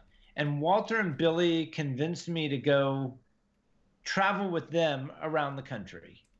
And we call ourselves the U.S. National Video Game Team. If you can imagine 5 people with a T-shirt, absolutely broken down, no money, and we're the U.S. National Video Game Team. So anyway, we did travel. It got the bus did one of the times someone stole our stuff.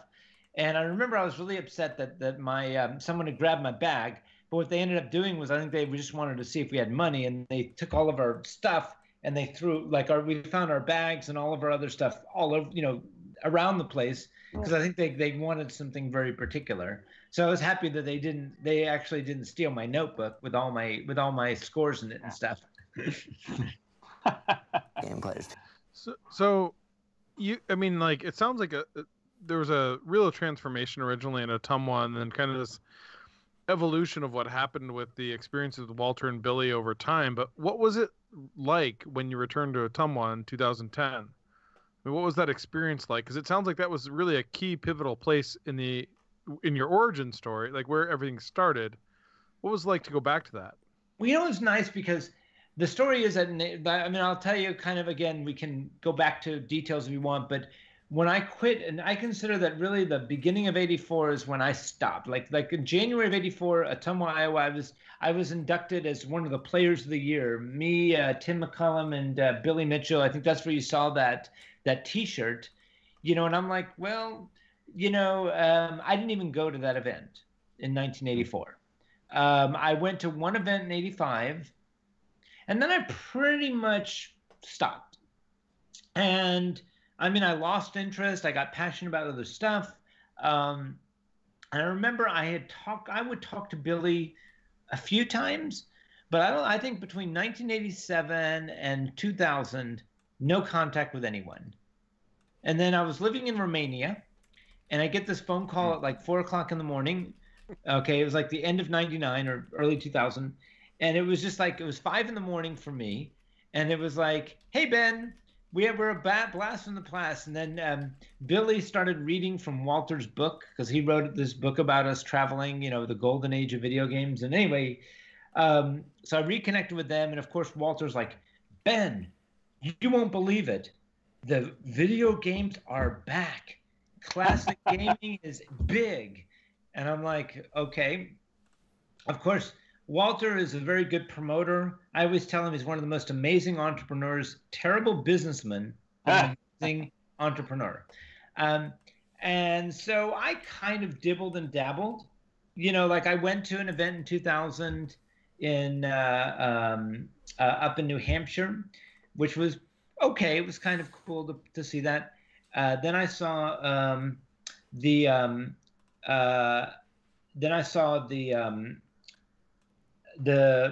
making of Chasing Ghosts. Yes. So I got to see that whole thing, Chasing Ghosts, King of Kong. Going back to Ottumwa in 2010 was a wonderful experience. That was the first I hadn't talked to Billy for many years, because between the Chasing Ghosts and the Hall of Fame, that was like 4 years, four or so from the time that the filming was done, because it came out in 2007, but it was filmed in 2005, 2006. I didn't really talk to him at all.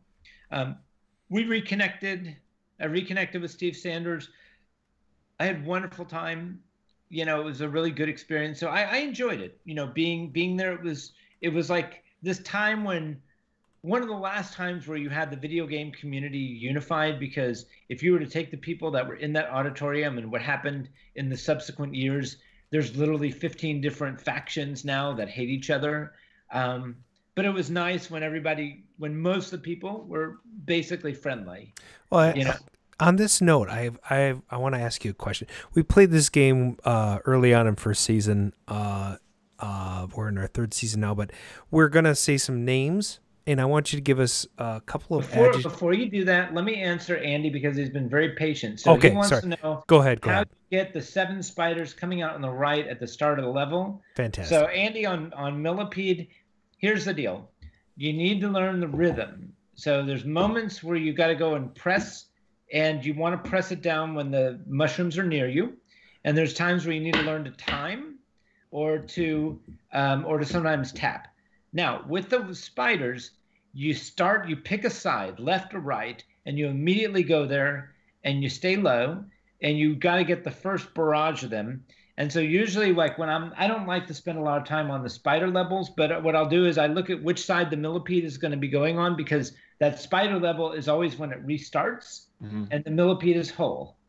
And so you kind of look, especially at the higher levels, I just look and see which way if it's on the right side, I just move immediately to the right side, and then I kind of kill the spiders as best I can, and then try to go to the millipede. So it's sometimes when there's 8 of them, if you get 3 or 4 of them at the same time that do a really weird bounce, you're going to die. So I just stay low and try to stay alive. So that's my answer to you. So I love it. Ahead. That's so awesome. I know. You know, it's funny because I wish that was important to me. I mean, it's important, but I wish I could get far enough that mattered. Well, you know, that might actually help you, Brian. You just got to stick with it. I'm going to go practice tonight. Me too. All right, so next, back on track, we're going to give you some names, and you give us 1 or 2 adjectives to describe them. And I'll start off. Tim McVeigh. Go ahead. That's a tough one to put an adjective. I mean, passionate. There you go. Yeah. That's perfect. Go ahead, Brian or Mark. You pick another Walter name. Day. Yeah. Okay. Eccentric. Wait, I got lots of. Okay. Yeah. Good. It's fine. Visionary. All right. And unrealistic. Okay. How about Steve Sanders? Steve Sanders. Let me think. I know. I did think too. So no, because can I tell you a little story about Steve? Yeah, go ahead. Oh, okay, I will, and then I'll give you my adjective. So I was a little bit mad at back in the day, right? And it was because there was that video game circus thing. Okay, and I got really. You guys heard the story of the video game circus, you know. Well, we were going to ask you about it, but you might as well just go into it right now. Just go for it. Go for it. Tell us. So basically, this guy Jim Riley was a con man. He convinced Walter that we were going to do a video game circus, and it was going to be, you know, kind of. It was really, conceptually speaking, you could argue he was a visionary about video gamers being like rock stars, you know, going into venues, playing video games, having people watch the best players. You know, that's kind of happening now. It's right. That's Twitch, basically. Yeah, it's Twitch. But we didn't have Twitch. We didn't have the internet. So what it was that the idea was brilliant. The problem was that it was not possible to monetize. So he didn't like me very much because I was very outspoken. Like, I mean, honestly, if you put a 16-year-old kid in front of, I didn't care if you were an Atari executive. As a matter of fact, I talked to a bunch of them when I was on this airplane to Ottumwa, and everybody was scared as hell, like that when I got off the plane, that I was going to say something really stupid. But, you know, I got along. I mean, I sat down with them and I told them, I mean, I don't know. I think I liked a lot of their games. So, I mean, I played Millipede, Centipede. So I told them, yeah, I like their games. I don't think I said anything stupid. They like to see. And when I got off the plane, I saw my friends. I'm like, hell yeah, I want to see my friends. I don't really give a shit about these guys in suits. But, you know, at this event, I had some issues, and I was a little bit concerned. You know, are we going to be competing against each other all the time? what are the incentives? So I think he just didn't like me. But it was a very interesting lesson because I really said, hey, I am one of the best players. I mean, I didn't think I was the best, but, you know, in the top 10 or 15 of the people that were there, if I were looking at my overall skill set, I'm like probably in the top 10 or 15 of the players that are in, you know, here. And obviously, you know, the circus, he wanted, you know, 20, 30 people. So I'm like, obviously I should be a part of that. But not only was I uninvited, but Steve Sanders, who had just admitted that he had lied about his gaming, you know, his Donkey Kong, was like the team captain. Okay. So I was so mad. I kind of wondered about that, actually. Yeah. So it's like, how does this guy that lies about his Donkey Kong score get put in charge of finding all the people for the team? So that's the thing, though. But, you know, you learn, I mean, not to get in politics, but you can ask that same question about what's going on. I've learned that sometimes the most qualified people are not necessarily the people that get into positions of power. And so what happened is that, you know, if you think about it, Steve basically, you know, he was charismatic. And I think Jim liked him and said, I want this guy. I want to care. I don't give a shit about the makes sense. You know, about I really didn't care about the minutia, or he didn't care the minutia of who's best, who isn't. He just wanted, and Steve was charismatic. He, you know, he was obviously just, you know, able to express himself in a better way. So I didn't know that. And so I always thought for many years that he, you know, that he picked the team, and why wasn't I a part of it? So in 2010, when I went to the Video Game Hall of Fame, it's the first time I really sat down, and I was Steve Sanders, Billy, and myself. You know, I hadn't talked to Billy since King of Kong had gone out, and we probably went to this bar, and we probably spent 5 or 6 hours there. Okay. And I remember I said to Steve, okay, I need to ask you. I said, why was I not picked to be on the as part of the video game circus?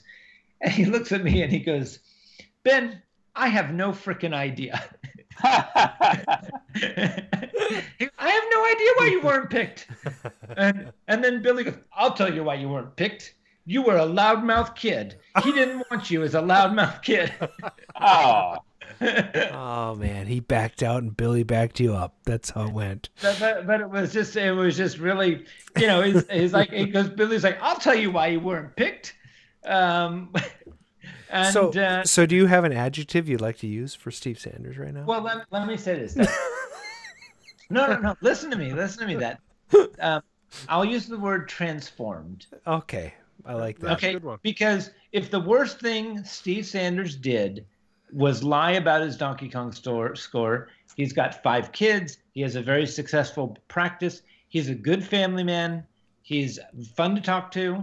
Mm-hmm. Although he's probably a little bit upset because I think he's a Kansas City Chiefs fan. I've noticed. So, oh yeah. Well, just get used to disappointed. Yeah. Okay. Well, hey, you know, I mean, it was, but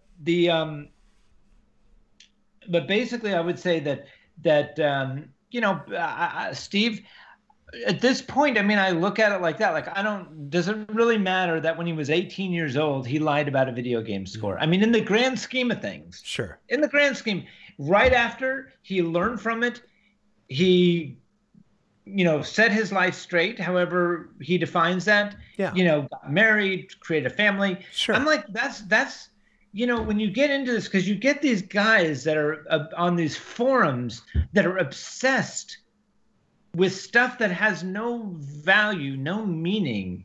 And I'm like, why are you wasting your time? You know, I mean, like, why are you wasting your time wondering about, I mean, trying to go back to the 1980s and evaluate the scores? I'm like going, why don't you just try to, you know, I look at it as people trying to erase history. Sure. As opposed to, you know, this is what happened. As long as I'm living, I will tell you the same story.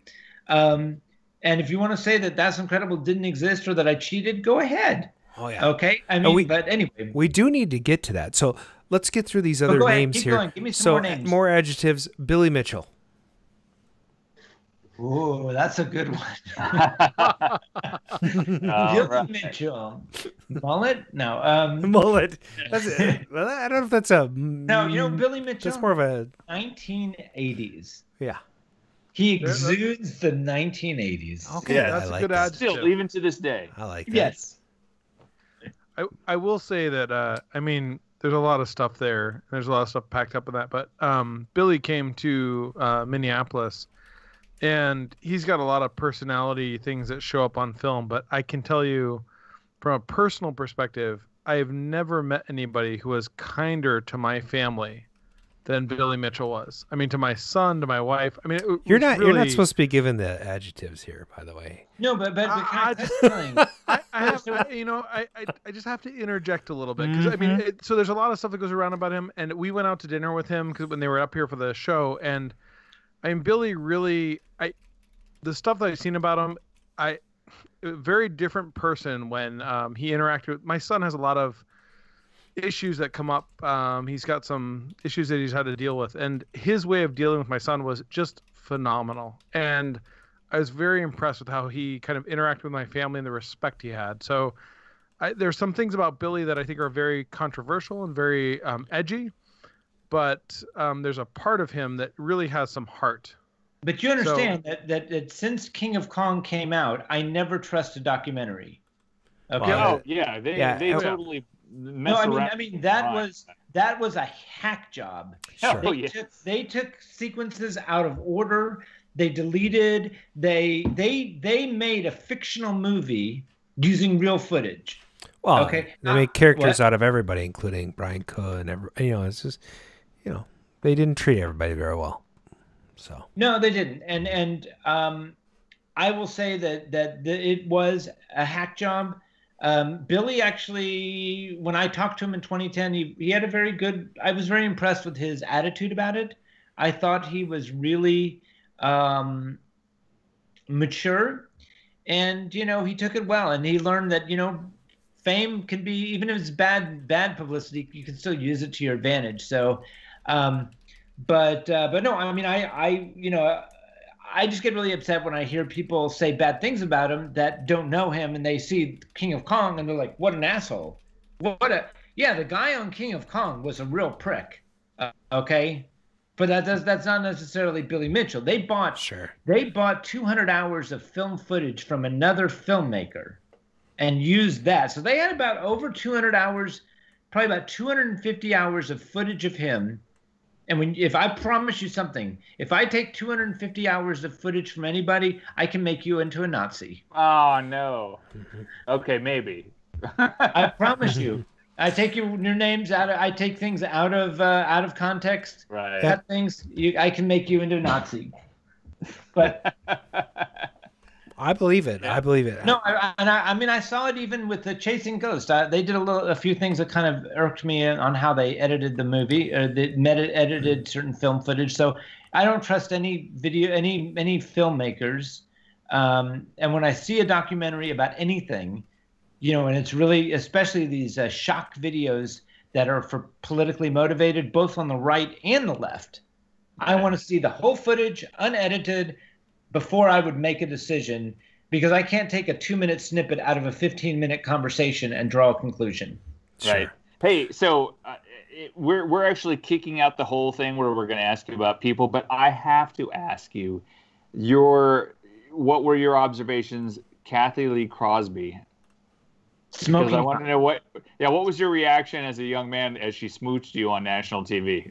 Well, that was really tough. I mean, I kind of had a crush on her before I met her. Oh my God! Yeah, she was just smoking hot. That's all. That's like a teenager dream come true, right? Oh, that's right. So you okay? So follow-up question for that, and we might as well get into a little bit of the. That's incredible. So February 21, 1983, the incredible. That's Incredible unwittingly gained video game immortality by broadcasting the North American Video Game Challenge at Ottumwa. So you were actually on That's Incredible twice. No, one time. So they broadcast the Ottumwa, Iowa It was all part. So I don't know if you saw the footage, but they broadcast. What they did was they filmed Ottumwa, Iowa. Okay. And then, but it was only one broadcast. Okay. So the May 3rd, I think. So February 21st, I think, is when we actually did in the studio. Yeah. The event, and then the broadcast was in May. Like May 2nd, Monday, maybe-ish. Yeah. Okay. Cool. So that's an incredible episode. You took home a millipede machine. No. I took the millipede machine home. So I took a little gold medal thing, that was wrapped around my thing, my thing. The millipede came from when I was in the summer with Todd Walker and Eric Jenner. We Eric and I, when I was in California, the guys from the Video Game Challenge actually paid for me to play there, and then they gave whoever won got the millipede machine and an airplane. I back stand home. corrected. Yeah, that's awesome. That's incredible. You ended up having to play a bunch of games, right? Right. Buck Rogers was the final game that you won the challenge on, or the contest on. It wasn't called a challenge.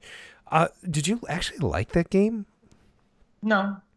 you were just pretty good at video games, so you were able to finish. Well, actually, what they did was so here's the thing. The pre-competition in Ottumwa with 20 of us, what they did was a very, very. I thought Walter did a very fair job. I mean, a great job, but a fair way, because they would take a score, and let's say the high score was 1,000,000 points. Let's say Todd Walker got 1,000,000 points on a game, and I got 200,000. I get 20 points, he gets 100 points. So they took the highest score, they got 100 points. Then they filtered everybody else, all 20 of us, where we did on that game. We go to the next game. And the same thing. The highest score got 100 points. Everybody else got whatever. And at the end of the day, they saw who had the most points. And it was like Todd was like way over here. And then there was about 4 of us that were like within a millipoints of each other, And I just happened to have – Eric did really bad. It should have been Todd and Darren, and then Eric Jenner, but he did really bad on the last couple of games, or the last 1 or 2 games, and I barely came in behind, and I beat him. And I had to do my very best. He did really bad, and that was how I got onto That's Incredible. Because then at That's Incredible, they said, okay, we're going to wipe the slate clean. We're going to do a timed competition because we don't have 2 days to do this, and they wanted to make it exciting, so they picked scores. And they told us 3 of the games in advance, and 2 of them, Cosmos and Buck Rogers, we only got to play for like 2 days. Okay. We knew nothing about the games. Yes. Oh, did something happen? Give me a hug. Give me a hug. Okay. Good night. Okay. So that was actually part of my question. I was going to ask you, like, did they let you play the games beforehand? Did you get to practice a little bit for the That's Incredible deal? Yeah, we did. I mean, they told us 3 of them. So those 3, Burger Time, Millipede, it was me and Eric. We were the best players at the time. So, and I, let me see how I said. So we were the best at Millipede. So I knew that Millipede was going to be the game that I needed to get to do really well, and That's Incredible, to give me kind of a lead, because I kind of sucked at Donkey Kong Jr. I hated the game, and I hated Burger Time too. So it was like Burger Time and Donkey Kong Jr. I just played as much as I could, so I would be able to get through them as fast as possible. Sure. But those were not my games. So, thank goodness Buck Rogers and Cosmos were shoot-'em-up games. Yeah. So I was able to that worked to my advantage. But Cosmos sucked. Buck Rogers was okay. But, Buck Rogers is a good example. They were trying to create new games, but by 1983, the golden age of gaming was coming to an end. They were running out of ideas. They were running out of ways to keep people interested in gaming. That was like the peak right there. Yeah. Right. Yeah, and actually my follow-up question, well, actually, Brian, you had this question, I think. Yeah, so what were your top 5 games from the golden era? I would say if you're asking about what I liked, was passionate about, I would put definitely, we'll say Centipede and Millipede as one, Defender and Stargate as one, Robotron, Tempest, and let me think. Those were kind of the ones that I really loved. Like I still today enjoy playing Millipede and Robotron a little bit. But let me, those are the games that come. I mean, I did have a world record on Qbert, and I always tell people that if you want to torture, you want to go to Guantanamo Bay, I say play a Qbert video for 80 hours, call it Qboarding. I promise you, they'll say anything. I mean, I can't, that whack, whack, the flump, flump, flump. But I played it for 36 hours because I said, hell, why not set a record? That's amazing. Hey, and did you just pick Millipede, Stargate, and Qbert out of the air? Or were they like? Those were my favorites. Those are your targeted games. Was there a particular reason why those games were? I think, okay, here's the thing, and this is what the challenge was. So today, if you play, let's say, Minecraft, and there's a glitch, right? Well, all you got to do is download a patch, fix it, and the game goes on. Back in the 80s, you create Centipede. Well, suddenly the Centipede, they discovered that those little mushrooms on the side, you could kind of trap the Centipede and get 30 million points because all you got are spiders coming, and you shoot them out. Sure. So then they came up with Millipede. Millipede was the equivalent of putting a patch on. Mm-hmm. Okay? Millipede to me is one of the best games created because it's not really a marathon game, even though this guy Donald Hayes, who I will say I'm very upset about and very jealous and what a jerk that he. So I mean, I got 4.7 million on Millipede, and I said nobody's going to ever beat me. Of course, never. And then that jerk gets whatever 10 million, which I mean, if you put a gun to my head and said your family's for ransom and you've got 6 months to beat his record, I could probably do it if you injected me with some drugs so I don't get arthritis, and and bombed her and just. I met Donald Hayes and I told him, I said, "You're obviously not married." Yeah. And by the way, I would say, so if I were to nominate, I would say Donald Hayes is the best player from that point of view overall. Okay. Now, a couple minutes ago, you mentioned sort of the end of an era. You you started talking about the industry was about to implode, right? So tell us your impressions and even what you were feeling as the video game crash took hold on the industry. Oh, I'll tell you. So there's a guy named Steve Harris. Are you familiar with who he is? Yep. Oh, good. Tell the audience, though. Tell the audience. So Steve Harris started as one of the game players. He had a couple of world records. Really good player. Steve is the businessman. Okay, and when I say he's the businessman, he started Arcade. God, I forget. It was Arcade Gaming Monthly. He started a video game magazine, just as the arcade game was arcade scene was crashing. But he, he became a multimillionaire, very, very successful business person. So before he did that, he came up with this really, really crazy idea. He came up with this idea of going to the video game manufacturers and saying, "Hi, we're gamers. We'd like to rate your games. We'd like to do, I don't know what you call it, a quality test or give you some input before your games come out." And I'm not kidding you. They looked at us like we were, I don't know, cockroaches or something. Like they literally said, "Why the hell do we give a shit what you guys think about our games?" Because they thought their clients were the arcade owners. Okay, that was what they said. Their clients, their customers were the arcade owners. What they forgot was the arcade owners had to have me and Steve and Billy and all the other people to put in quarters for the arcade owners to do it. So they did not. There was not a feedback loop. Today there is, but back then there was not a true feedback loop from us, giving the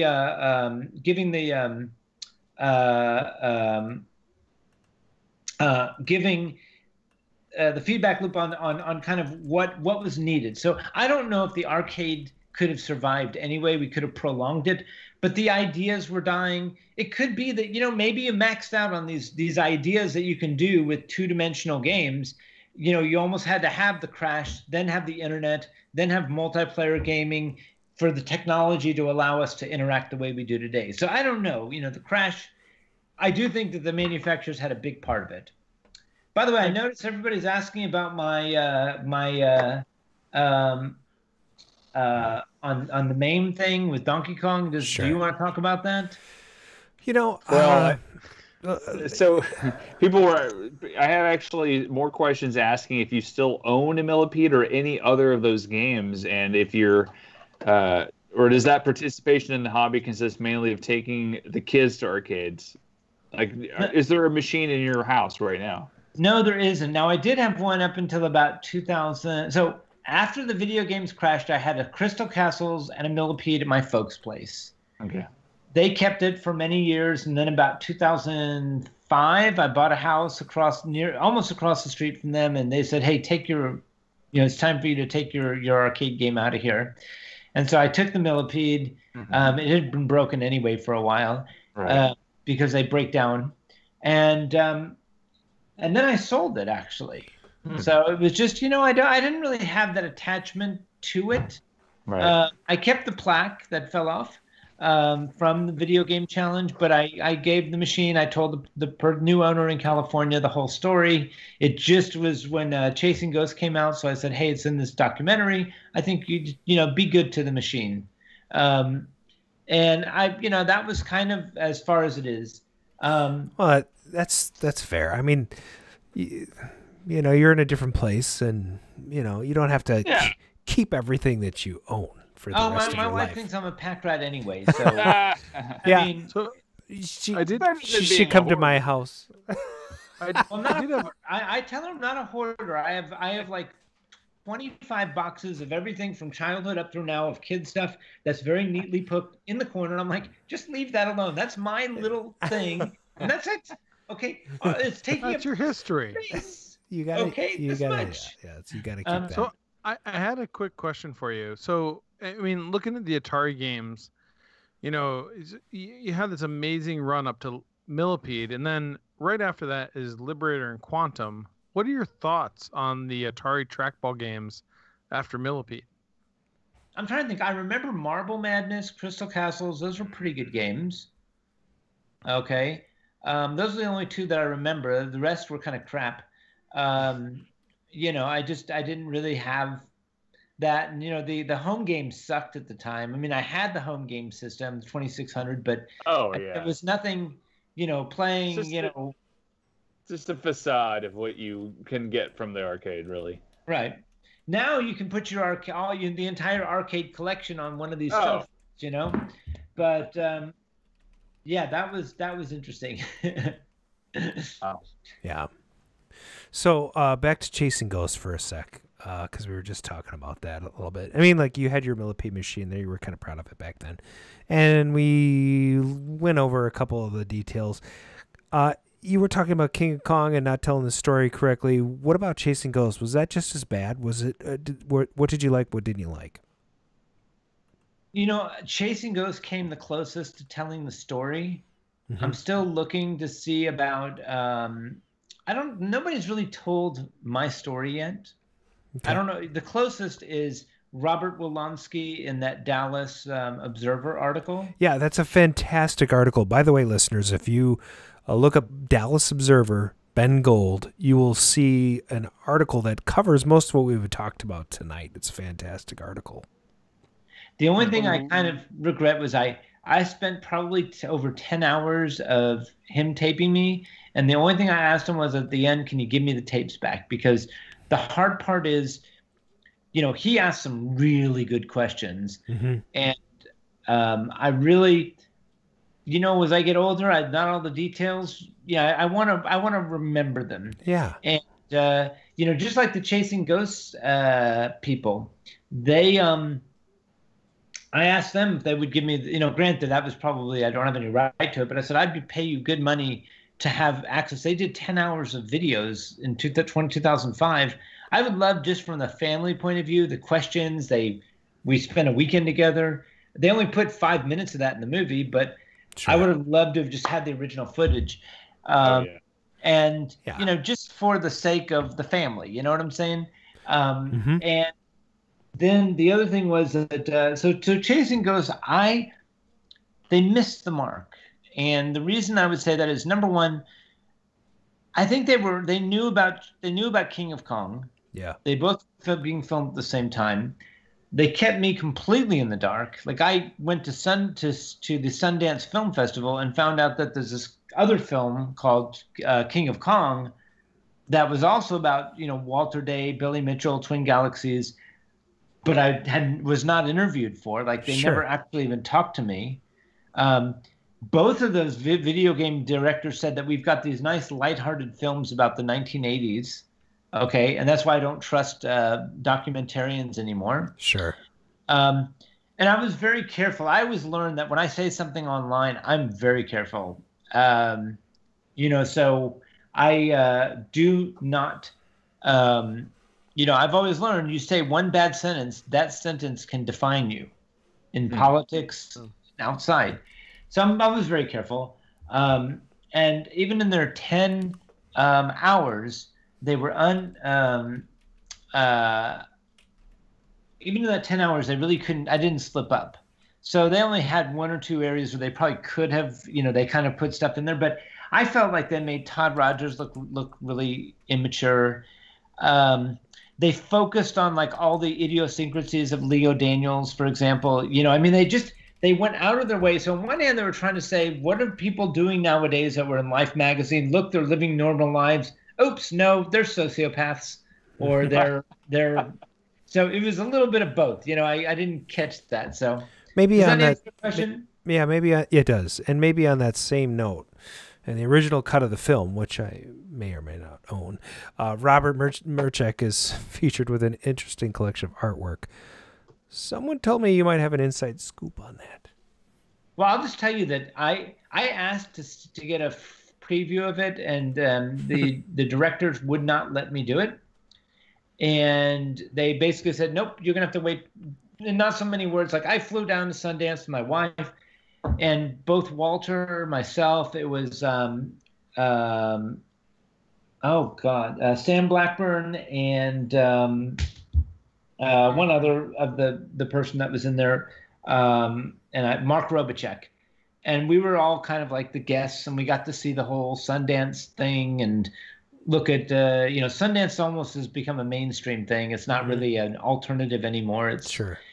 Anyway, and I mean, it was an interesting experience, but I got to tell you, when I saw the movie, I was floored because I was like, what the hell was that? The first time I saw it.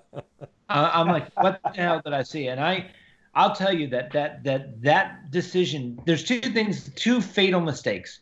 Robert Mertzak's porno collection, okay? I mean, it was just bad taste. And I'm like, he wasn't in the Life magazine shoot. Sure. Okay. And yet they're showing him with these pictures of these women that's considered to be artwork, but basically it's pornography. Sure. Artwork in pornographic form. And look, you know what? I don't hold that against him. I mean, if that is what gets him high, or he likes it, that's great. And matter of fact, I think he was talking about it as a good investment, that they're worth more than he paid for. And, if there's a market for that, awesome. I have no moral judgment. But what does it have to do with gaming, really? Yeah, what the hell does that have to do with gaming? Oh. Okay. I mean, everything else that he had to say was fine about record collection, his cat, him staying in front of a VCR for 36 straight hours, watching every minute to determine if it's real. I'm like, if you want to do that with your time, do it. Yeah. Go for it. Yeah. But I got to say, I'm probably not going to sit there with my VHS, evaluating games. And then more power to you. But that ruined the movie. And then the other thing was putting in, what's his name? Mr. Awesome. Roy Schilt. Roy Schilt. Yeah. Roy had nothing to do with the Life magazine shoot. There was no reason to put him there. He promised, by the way, Billy and everybody else that Roy was not going to appear in the movie. So he promised. That was a specific guarantee, and he put it in the movie anyway. Partially why I don't trust people. Sure. So those two things ruined the movie. Roy was funny. Oh, hey, Billy can't do blah, blah. But the bottom line is, Roy is it's a very sad story, because that's the example of the video game player who was just a, let me see how I'd say this. By the way, I will talk about the MAME stuff. I will, because everybody wants to know that. But let me say this: the toxicity of this. Here's a guy. I met Roy in 2010, Roy Schultz, and I looked at him and I said, Roy, this was 1985. Yeah. You set a world record, or you set a score at a moment when nobody was there to witness it. Yeah. I'm going to take him at his word that he did what he said he did. Sure. Okay. Is it that important to get that recognition? I mean, are you going to ruin your life for the next 30 years being jealous about the success of other people because of something that happened in 1985? Well, for him, he even says that it made him special. And they took everything out of context. But the one quote that I thought was particularly entertaining in that documentary was I wouldn't play a candy-ass game like Pac-Man. That's for girls and chumps. The guys who play Pac-Man are not very talented.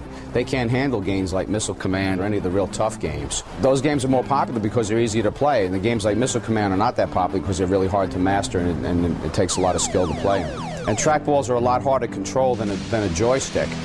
And there's 3 buttons, 3 different missile bases, and missiles that travel at different speeds. Yeah.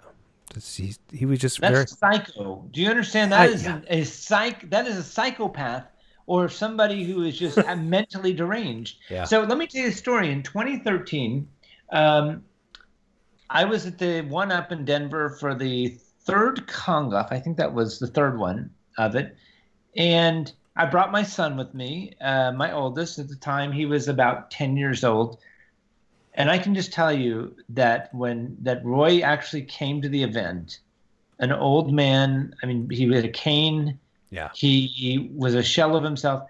And my son spent several hours with him watching him play Missile Command, because nobody else really Billy was upset, wouldn't talk to him. I mean, Billy, he has a big thing. And I told him, I said, in the video game scene, Roy to me is very harmless. Maybe there's some bad blood between them, but I mean, I just felt sad.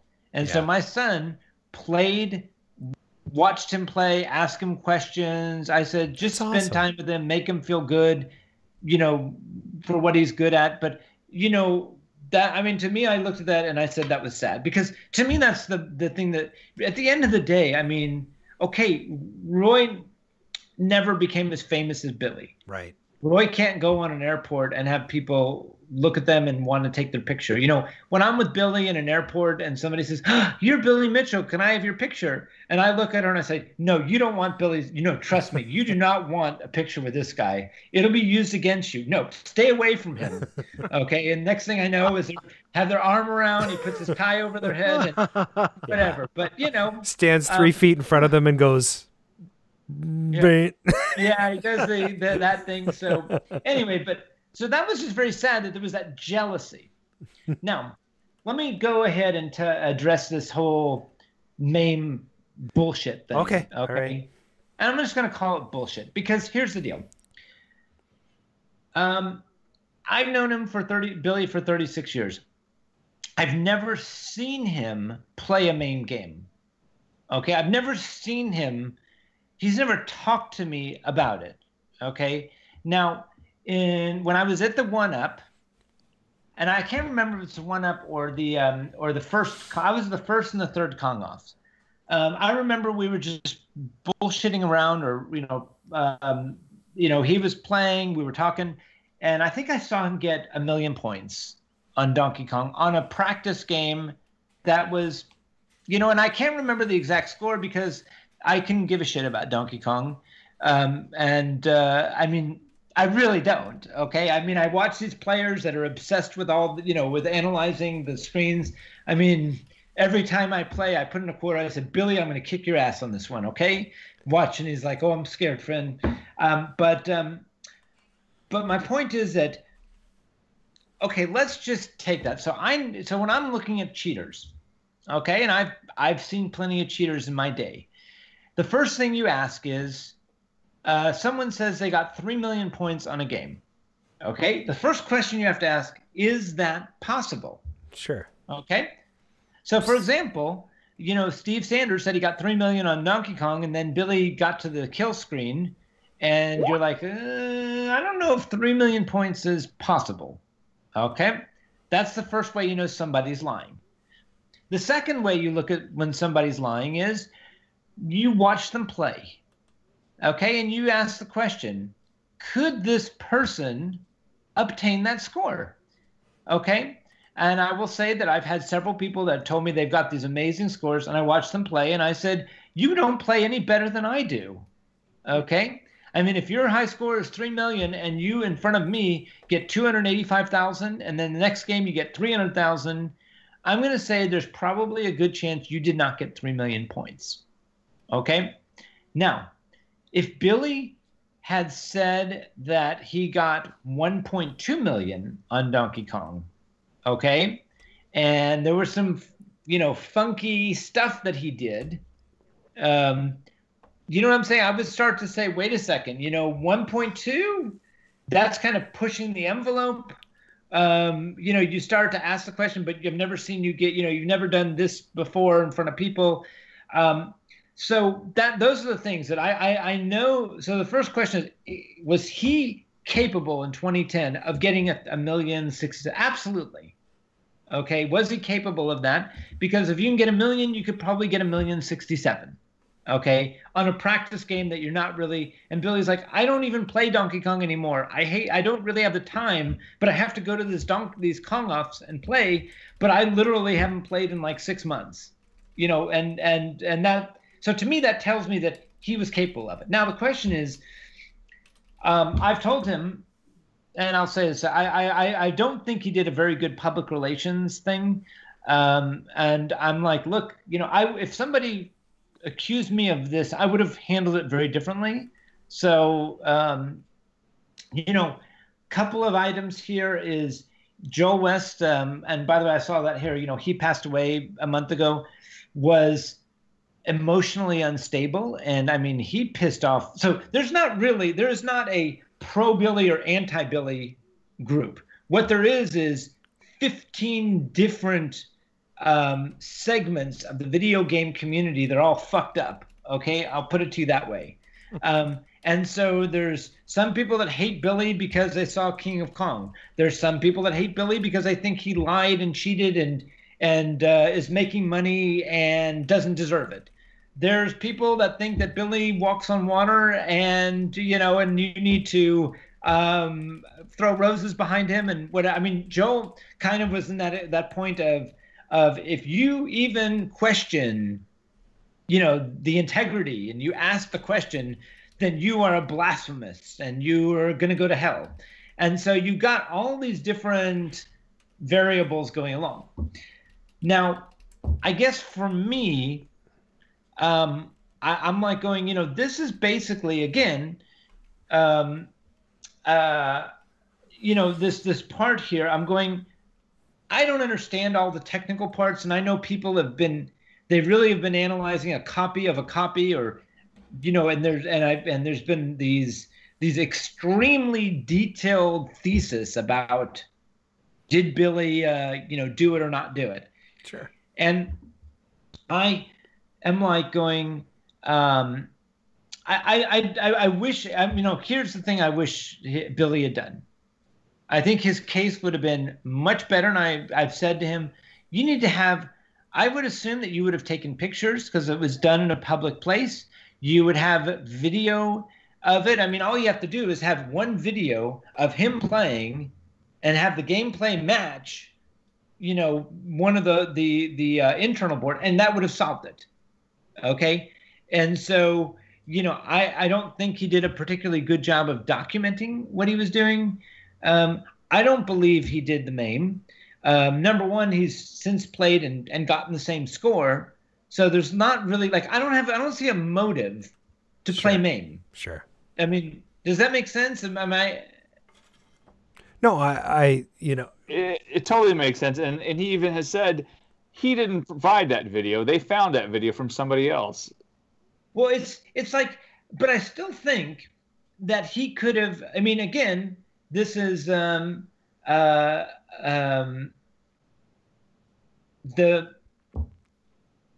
so let me see the MAME rendering of his King of Kong. Well, right. I don't know the King of Kong submission. So I guess those are two separate things. I always understood that the MAME controversy was on his world record of 1,069,000 or something like that. I forget what the score was. Which was done right before the Video Game Hall of Fame. Yeah, there's 3 submissions, and I don't know all the details, but I appreciate. I mean, he's your friend. He's right or wrong. Billy is a formidable presence and a fun guy to hang around. Brian and I learned that when we. He is. I mean, but the thing is that I'm going, okay, I don't understand. I'm going. He's done 1,060,000. I believe in the last 6 months he's done that in live. Yes. He's streamed. He's beaten that score. One time he matched it, and then he beat it online live streaming. So it's not like he can't do it. Yeah, so what would have been the point in the first place? Yeah, what would have been? Explain to me the point. Right. This is the thing, and I get. Here's the thing. Is I'm trying to understand. I just try to I look at it from this point of view of why the hell would he? I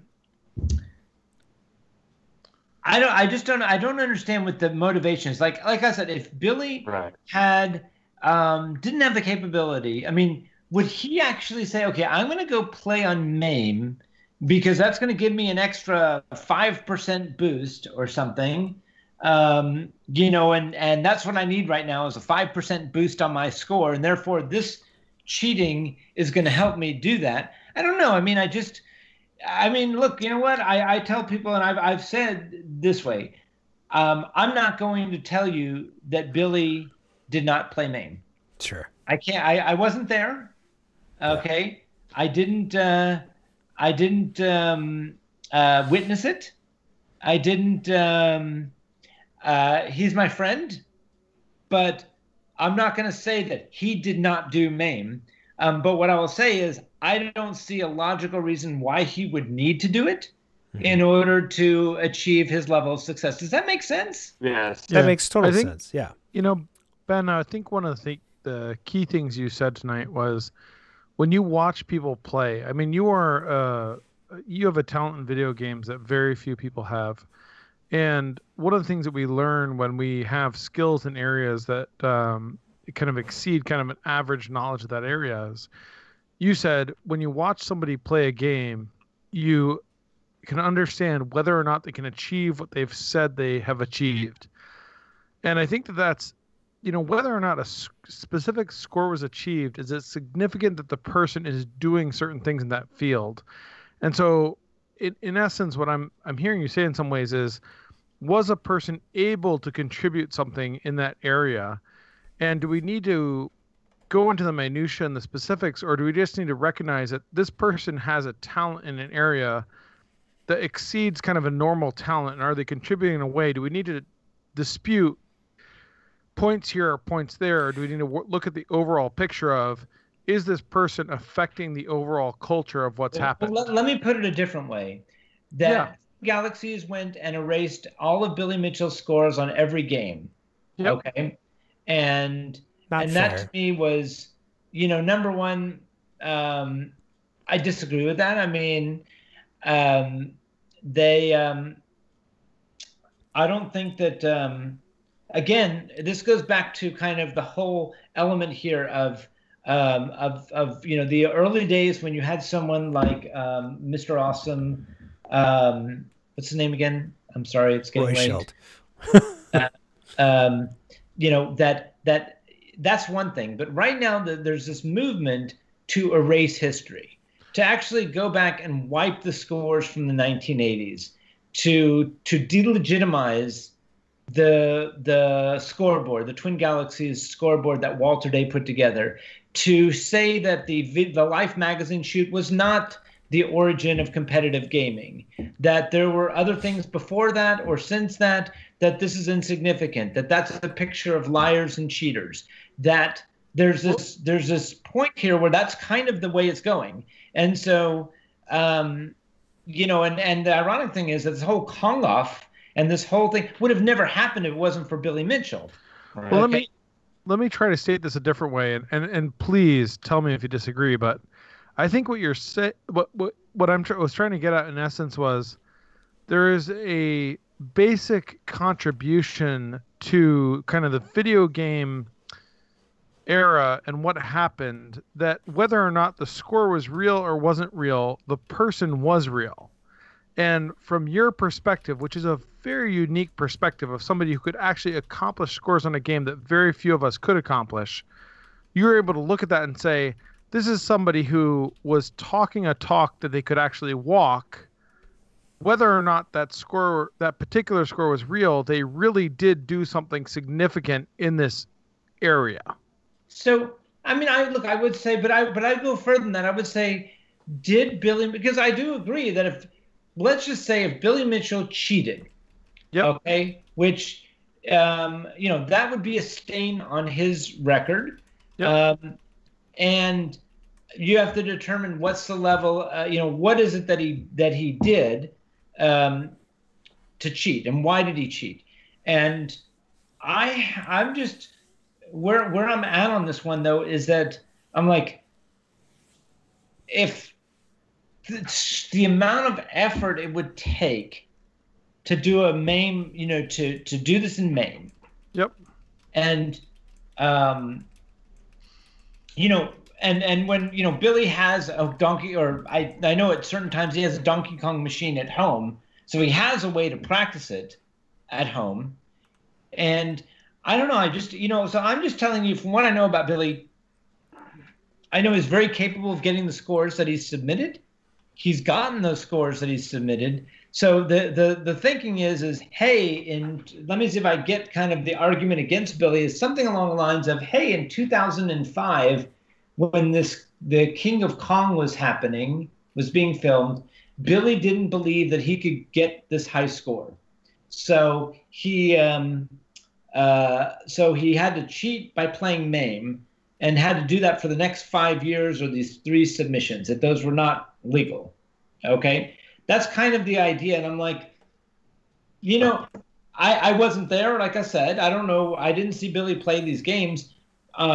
I believe it's up to himself to document them, and I had assumed that he had taken the right precautions to make sure that there would be, these conversations wouldn't take place. I mean, like I said, like when I was on That's Incredible, nobody can dispute, did I win That's Incredible? Did I cheat on That's Incredible? Well, you know what?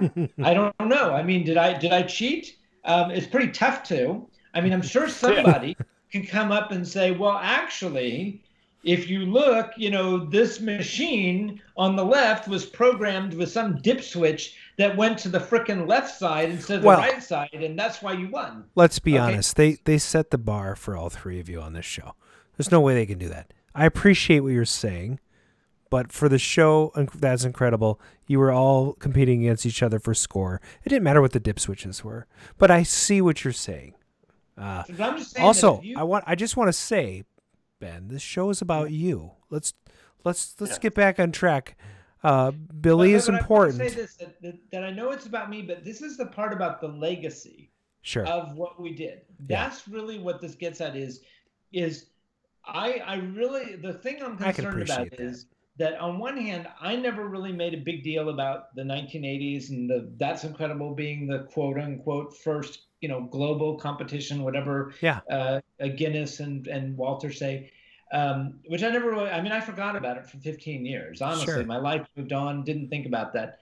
But I do think that there's this movement to, to say that what we did doesn't matter or didn't matter, doesn't have any impact. And I feel like that's a little bit of an extreme other direction. I think I can appreciate that point of view. I want to tell you that the reason you're on the show is because we feel like you made an impact. So, and that's what we're here to do. We're here to talk about the positive impact of the gamers, and hopefully we can have Billy on at some point, and he can talk about this from his point of view. But I think two things I would like to finish up with, if you don't mind. Okay.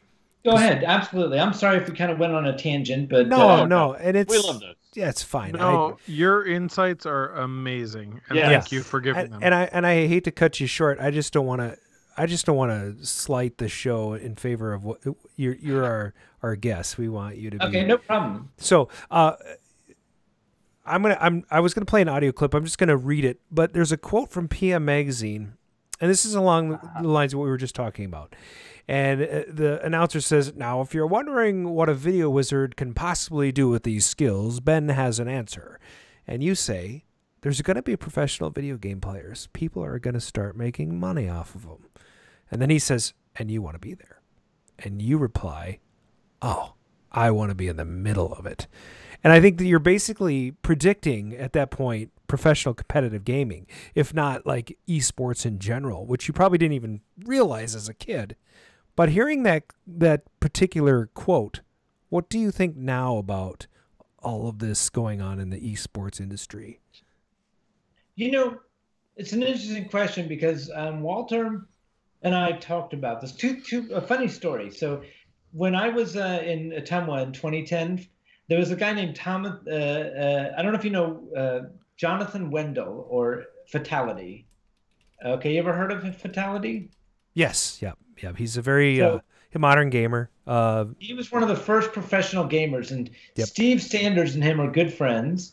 And Steve put his arm around Jonathan, and he doesn't call him Fatality. He goes, "Jonathan, you're living the life that we thought we would be living." Yeah, isn't that cool? You know, traveling the world, having your own, gloves and other apparel that you sell, and having the fan base. So I tell everyone I was born 20 years too early. Sure. Okay. There was no YouTube. I couldn't monetize my fame with That's Incredible. I could just enjoy it for a while, but I couldn't create, a Ben Gold,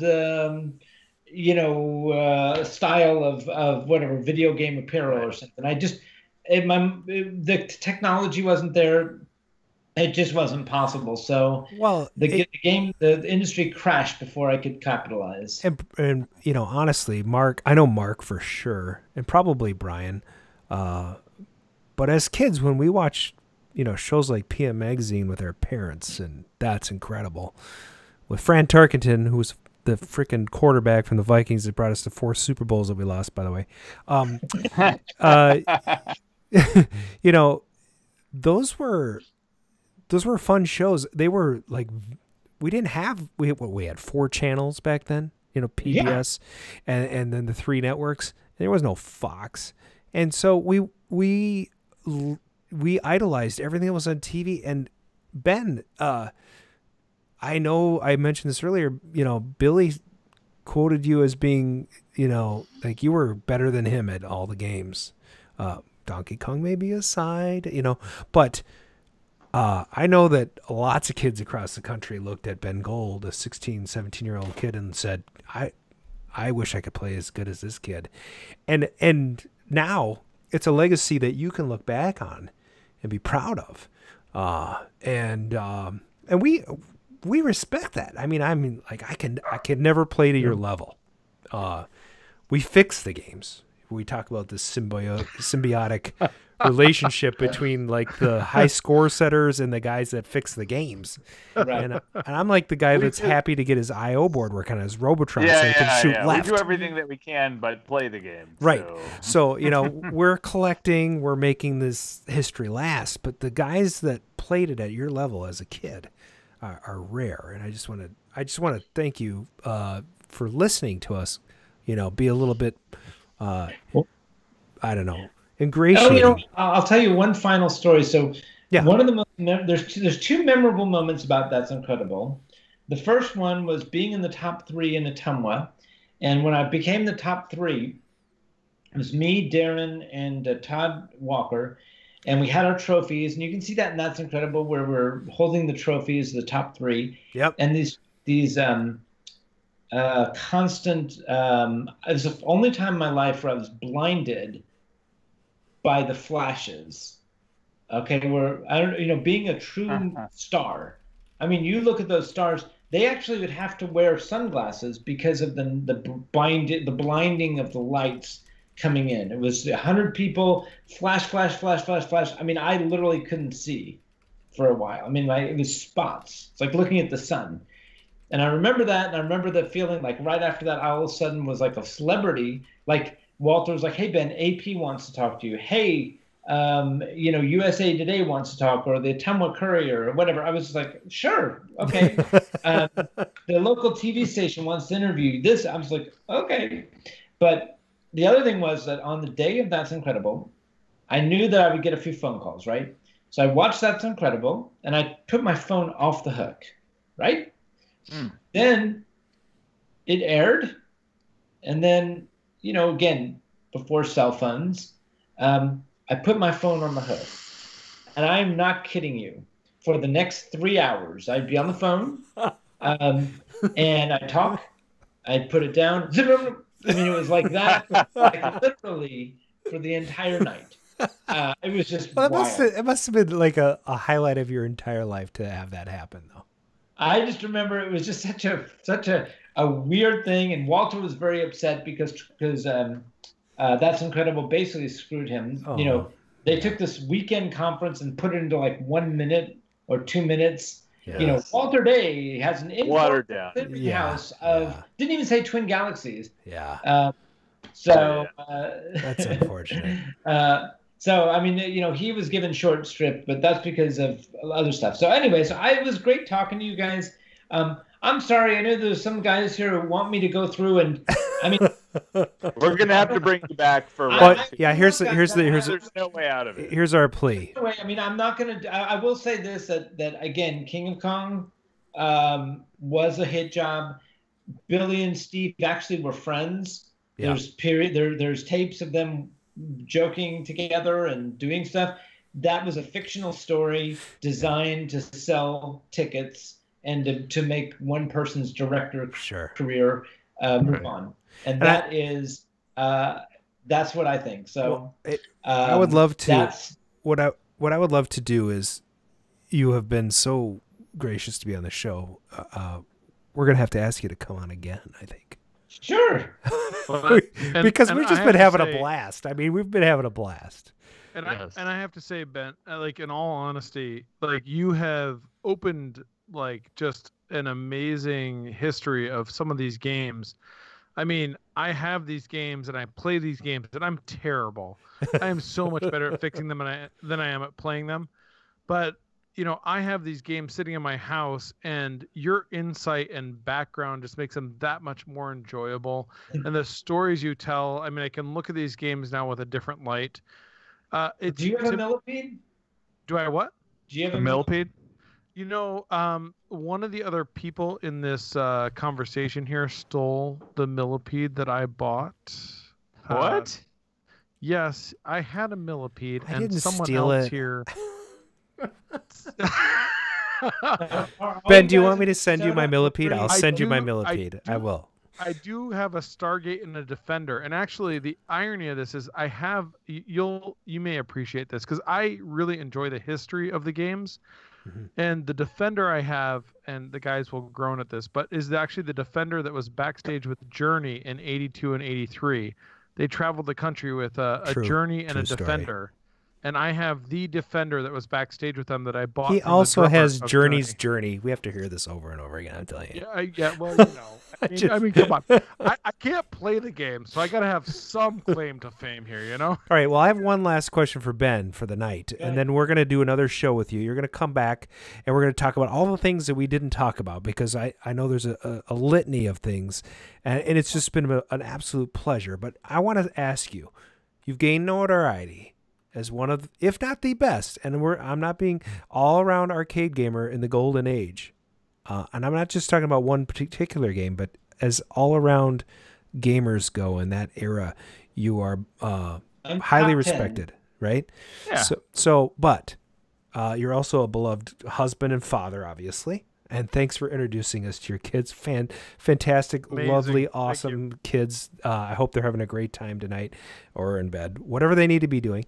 And I just want to say, what would be your thought about how you want to be remembered in the Well, future? definitely on my tombstone, it's not going to say Ben got 40 million on Stargate. Just a list of scores. I like it. All right. You know, I'll tell you, I just want that my kids grow up and are happy and successful.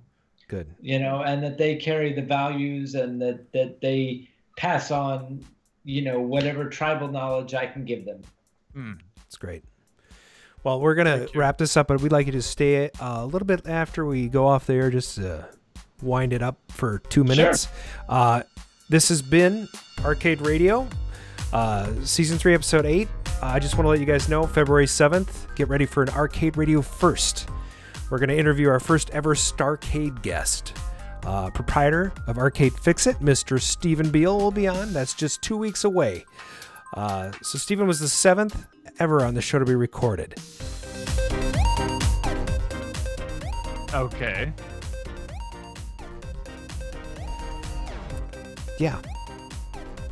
It's like you're drowning yourself out, Adam. Right? Well, I'm not reading the rest of that. So oh, I see. Well, thanks again for listening in to the Double R's. That's Arcade Radio. And Facebook Arcade Radio or RcadeRadio.com. That's RcadeRadio.com. Call and leave comments on the questions and game line, just like Bob Zarzadek. That's 612-548-GAME. That's 4263. Follow Facebook, facebook.com/Arcade Radio with an R, and Twitter at arcaderadio.com. Well, at Arcade Radio. Or subscribe to the YouTube channel. It's just one click. And subscribe on iTunes, Google Play, and SoundCloud. Hey, that's it for the show from their Arcade Radio team. We hope you had a great time, and we'll see you in 2 weeks. 2 weeks. 2 Yes. weeks. That's fantastic.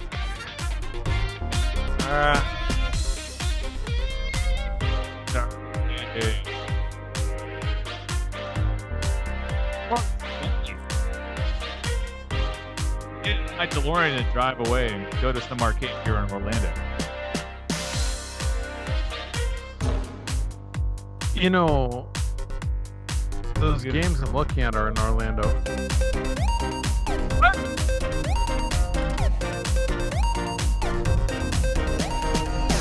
Drowning you out with his music. Oh, hello?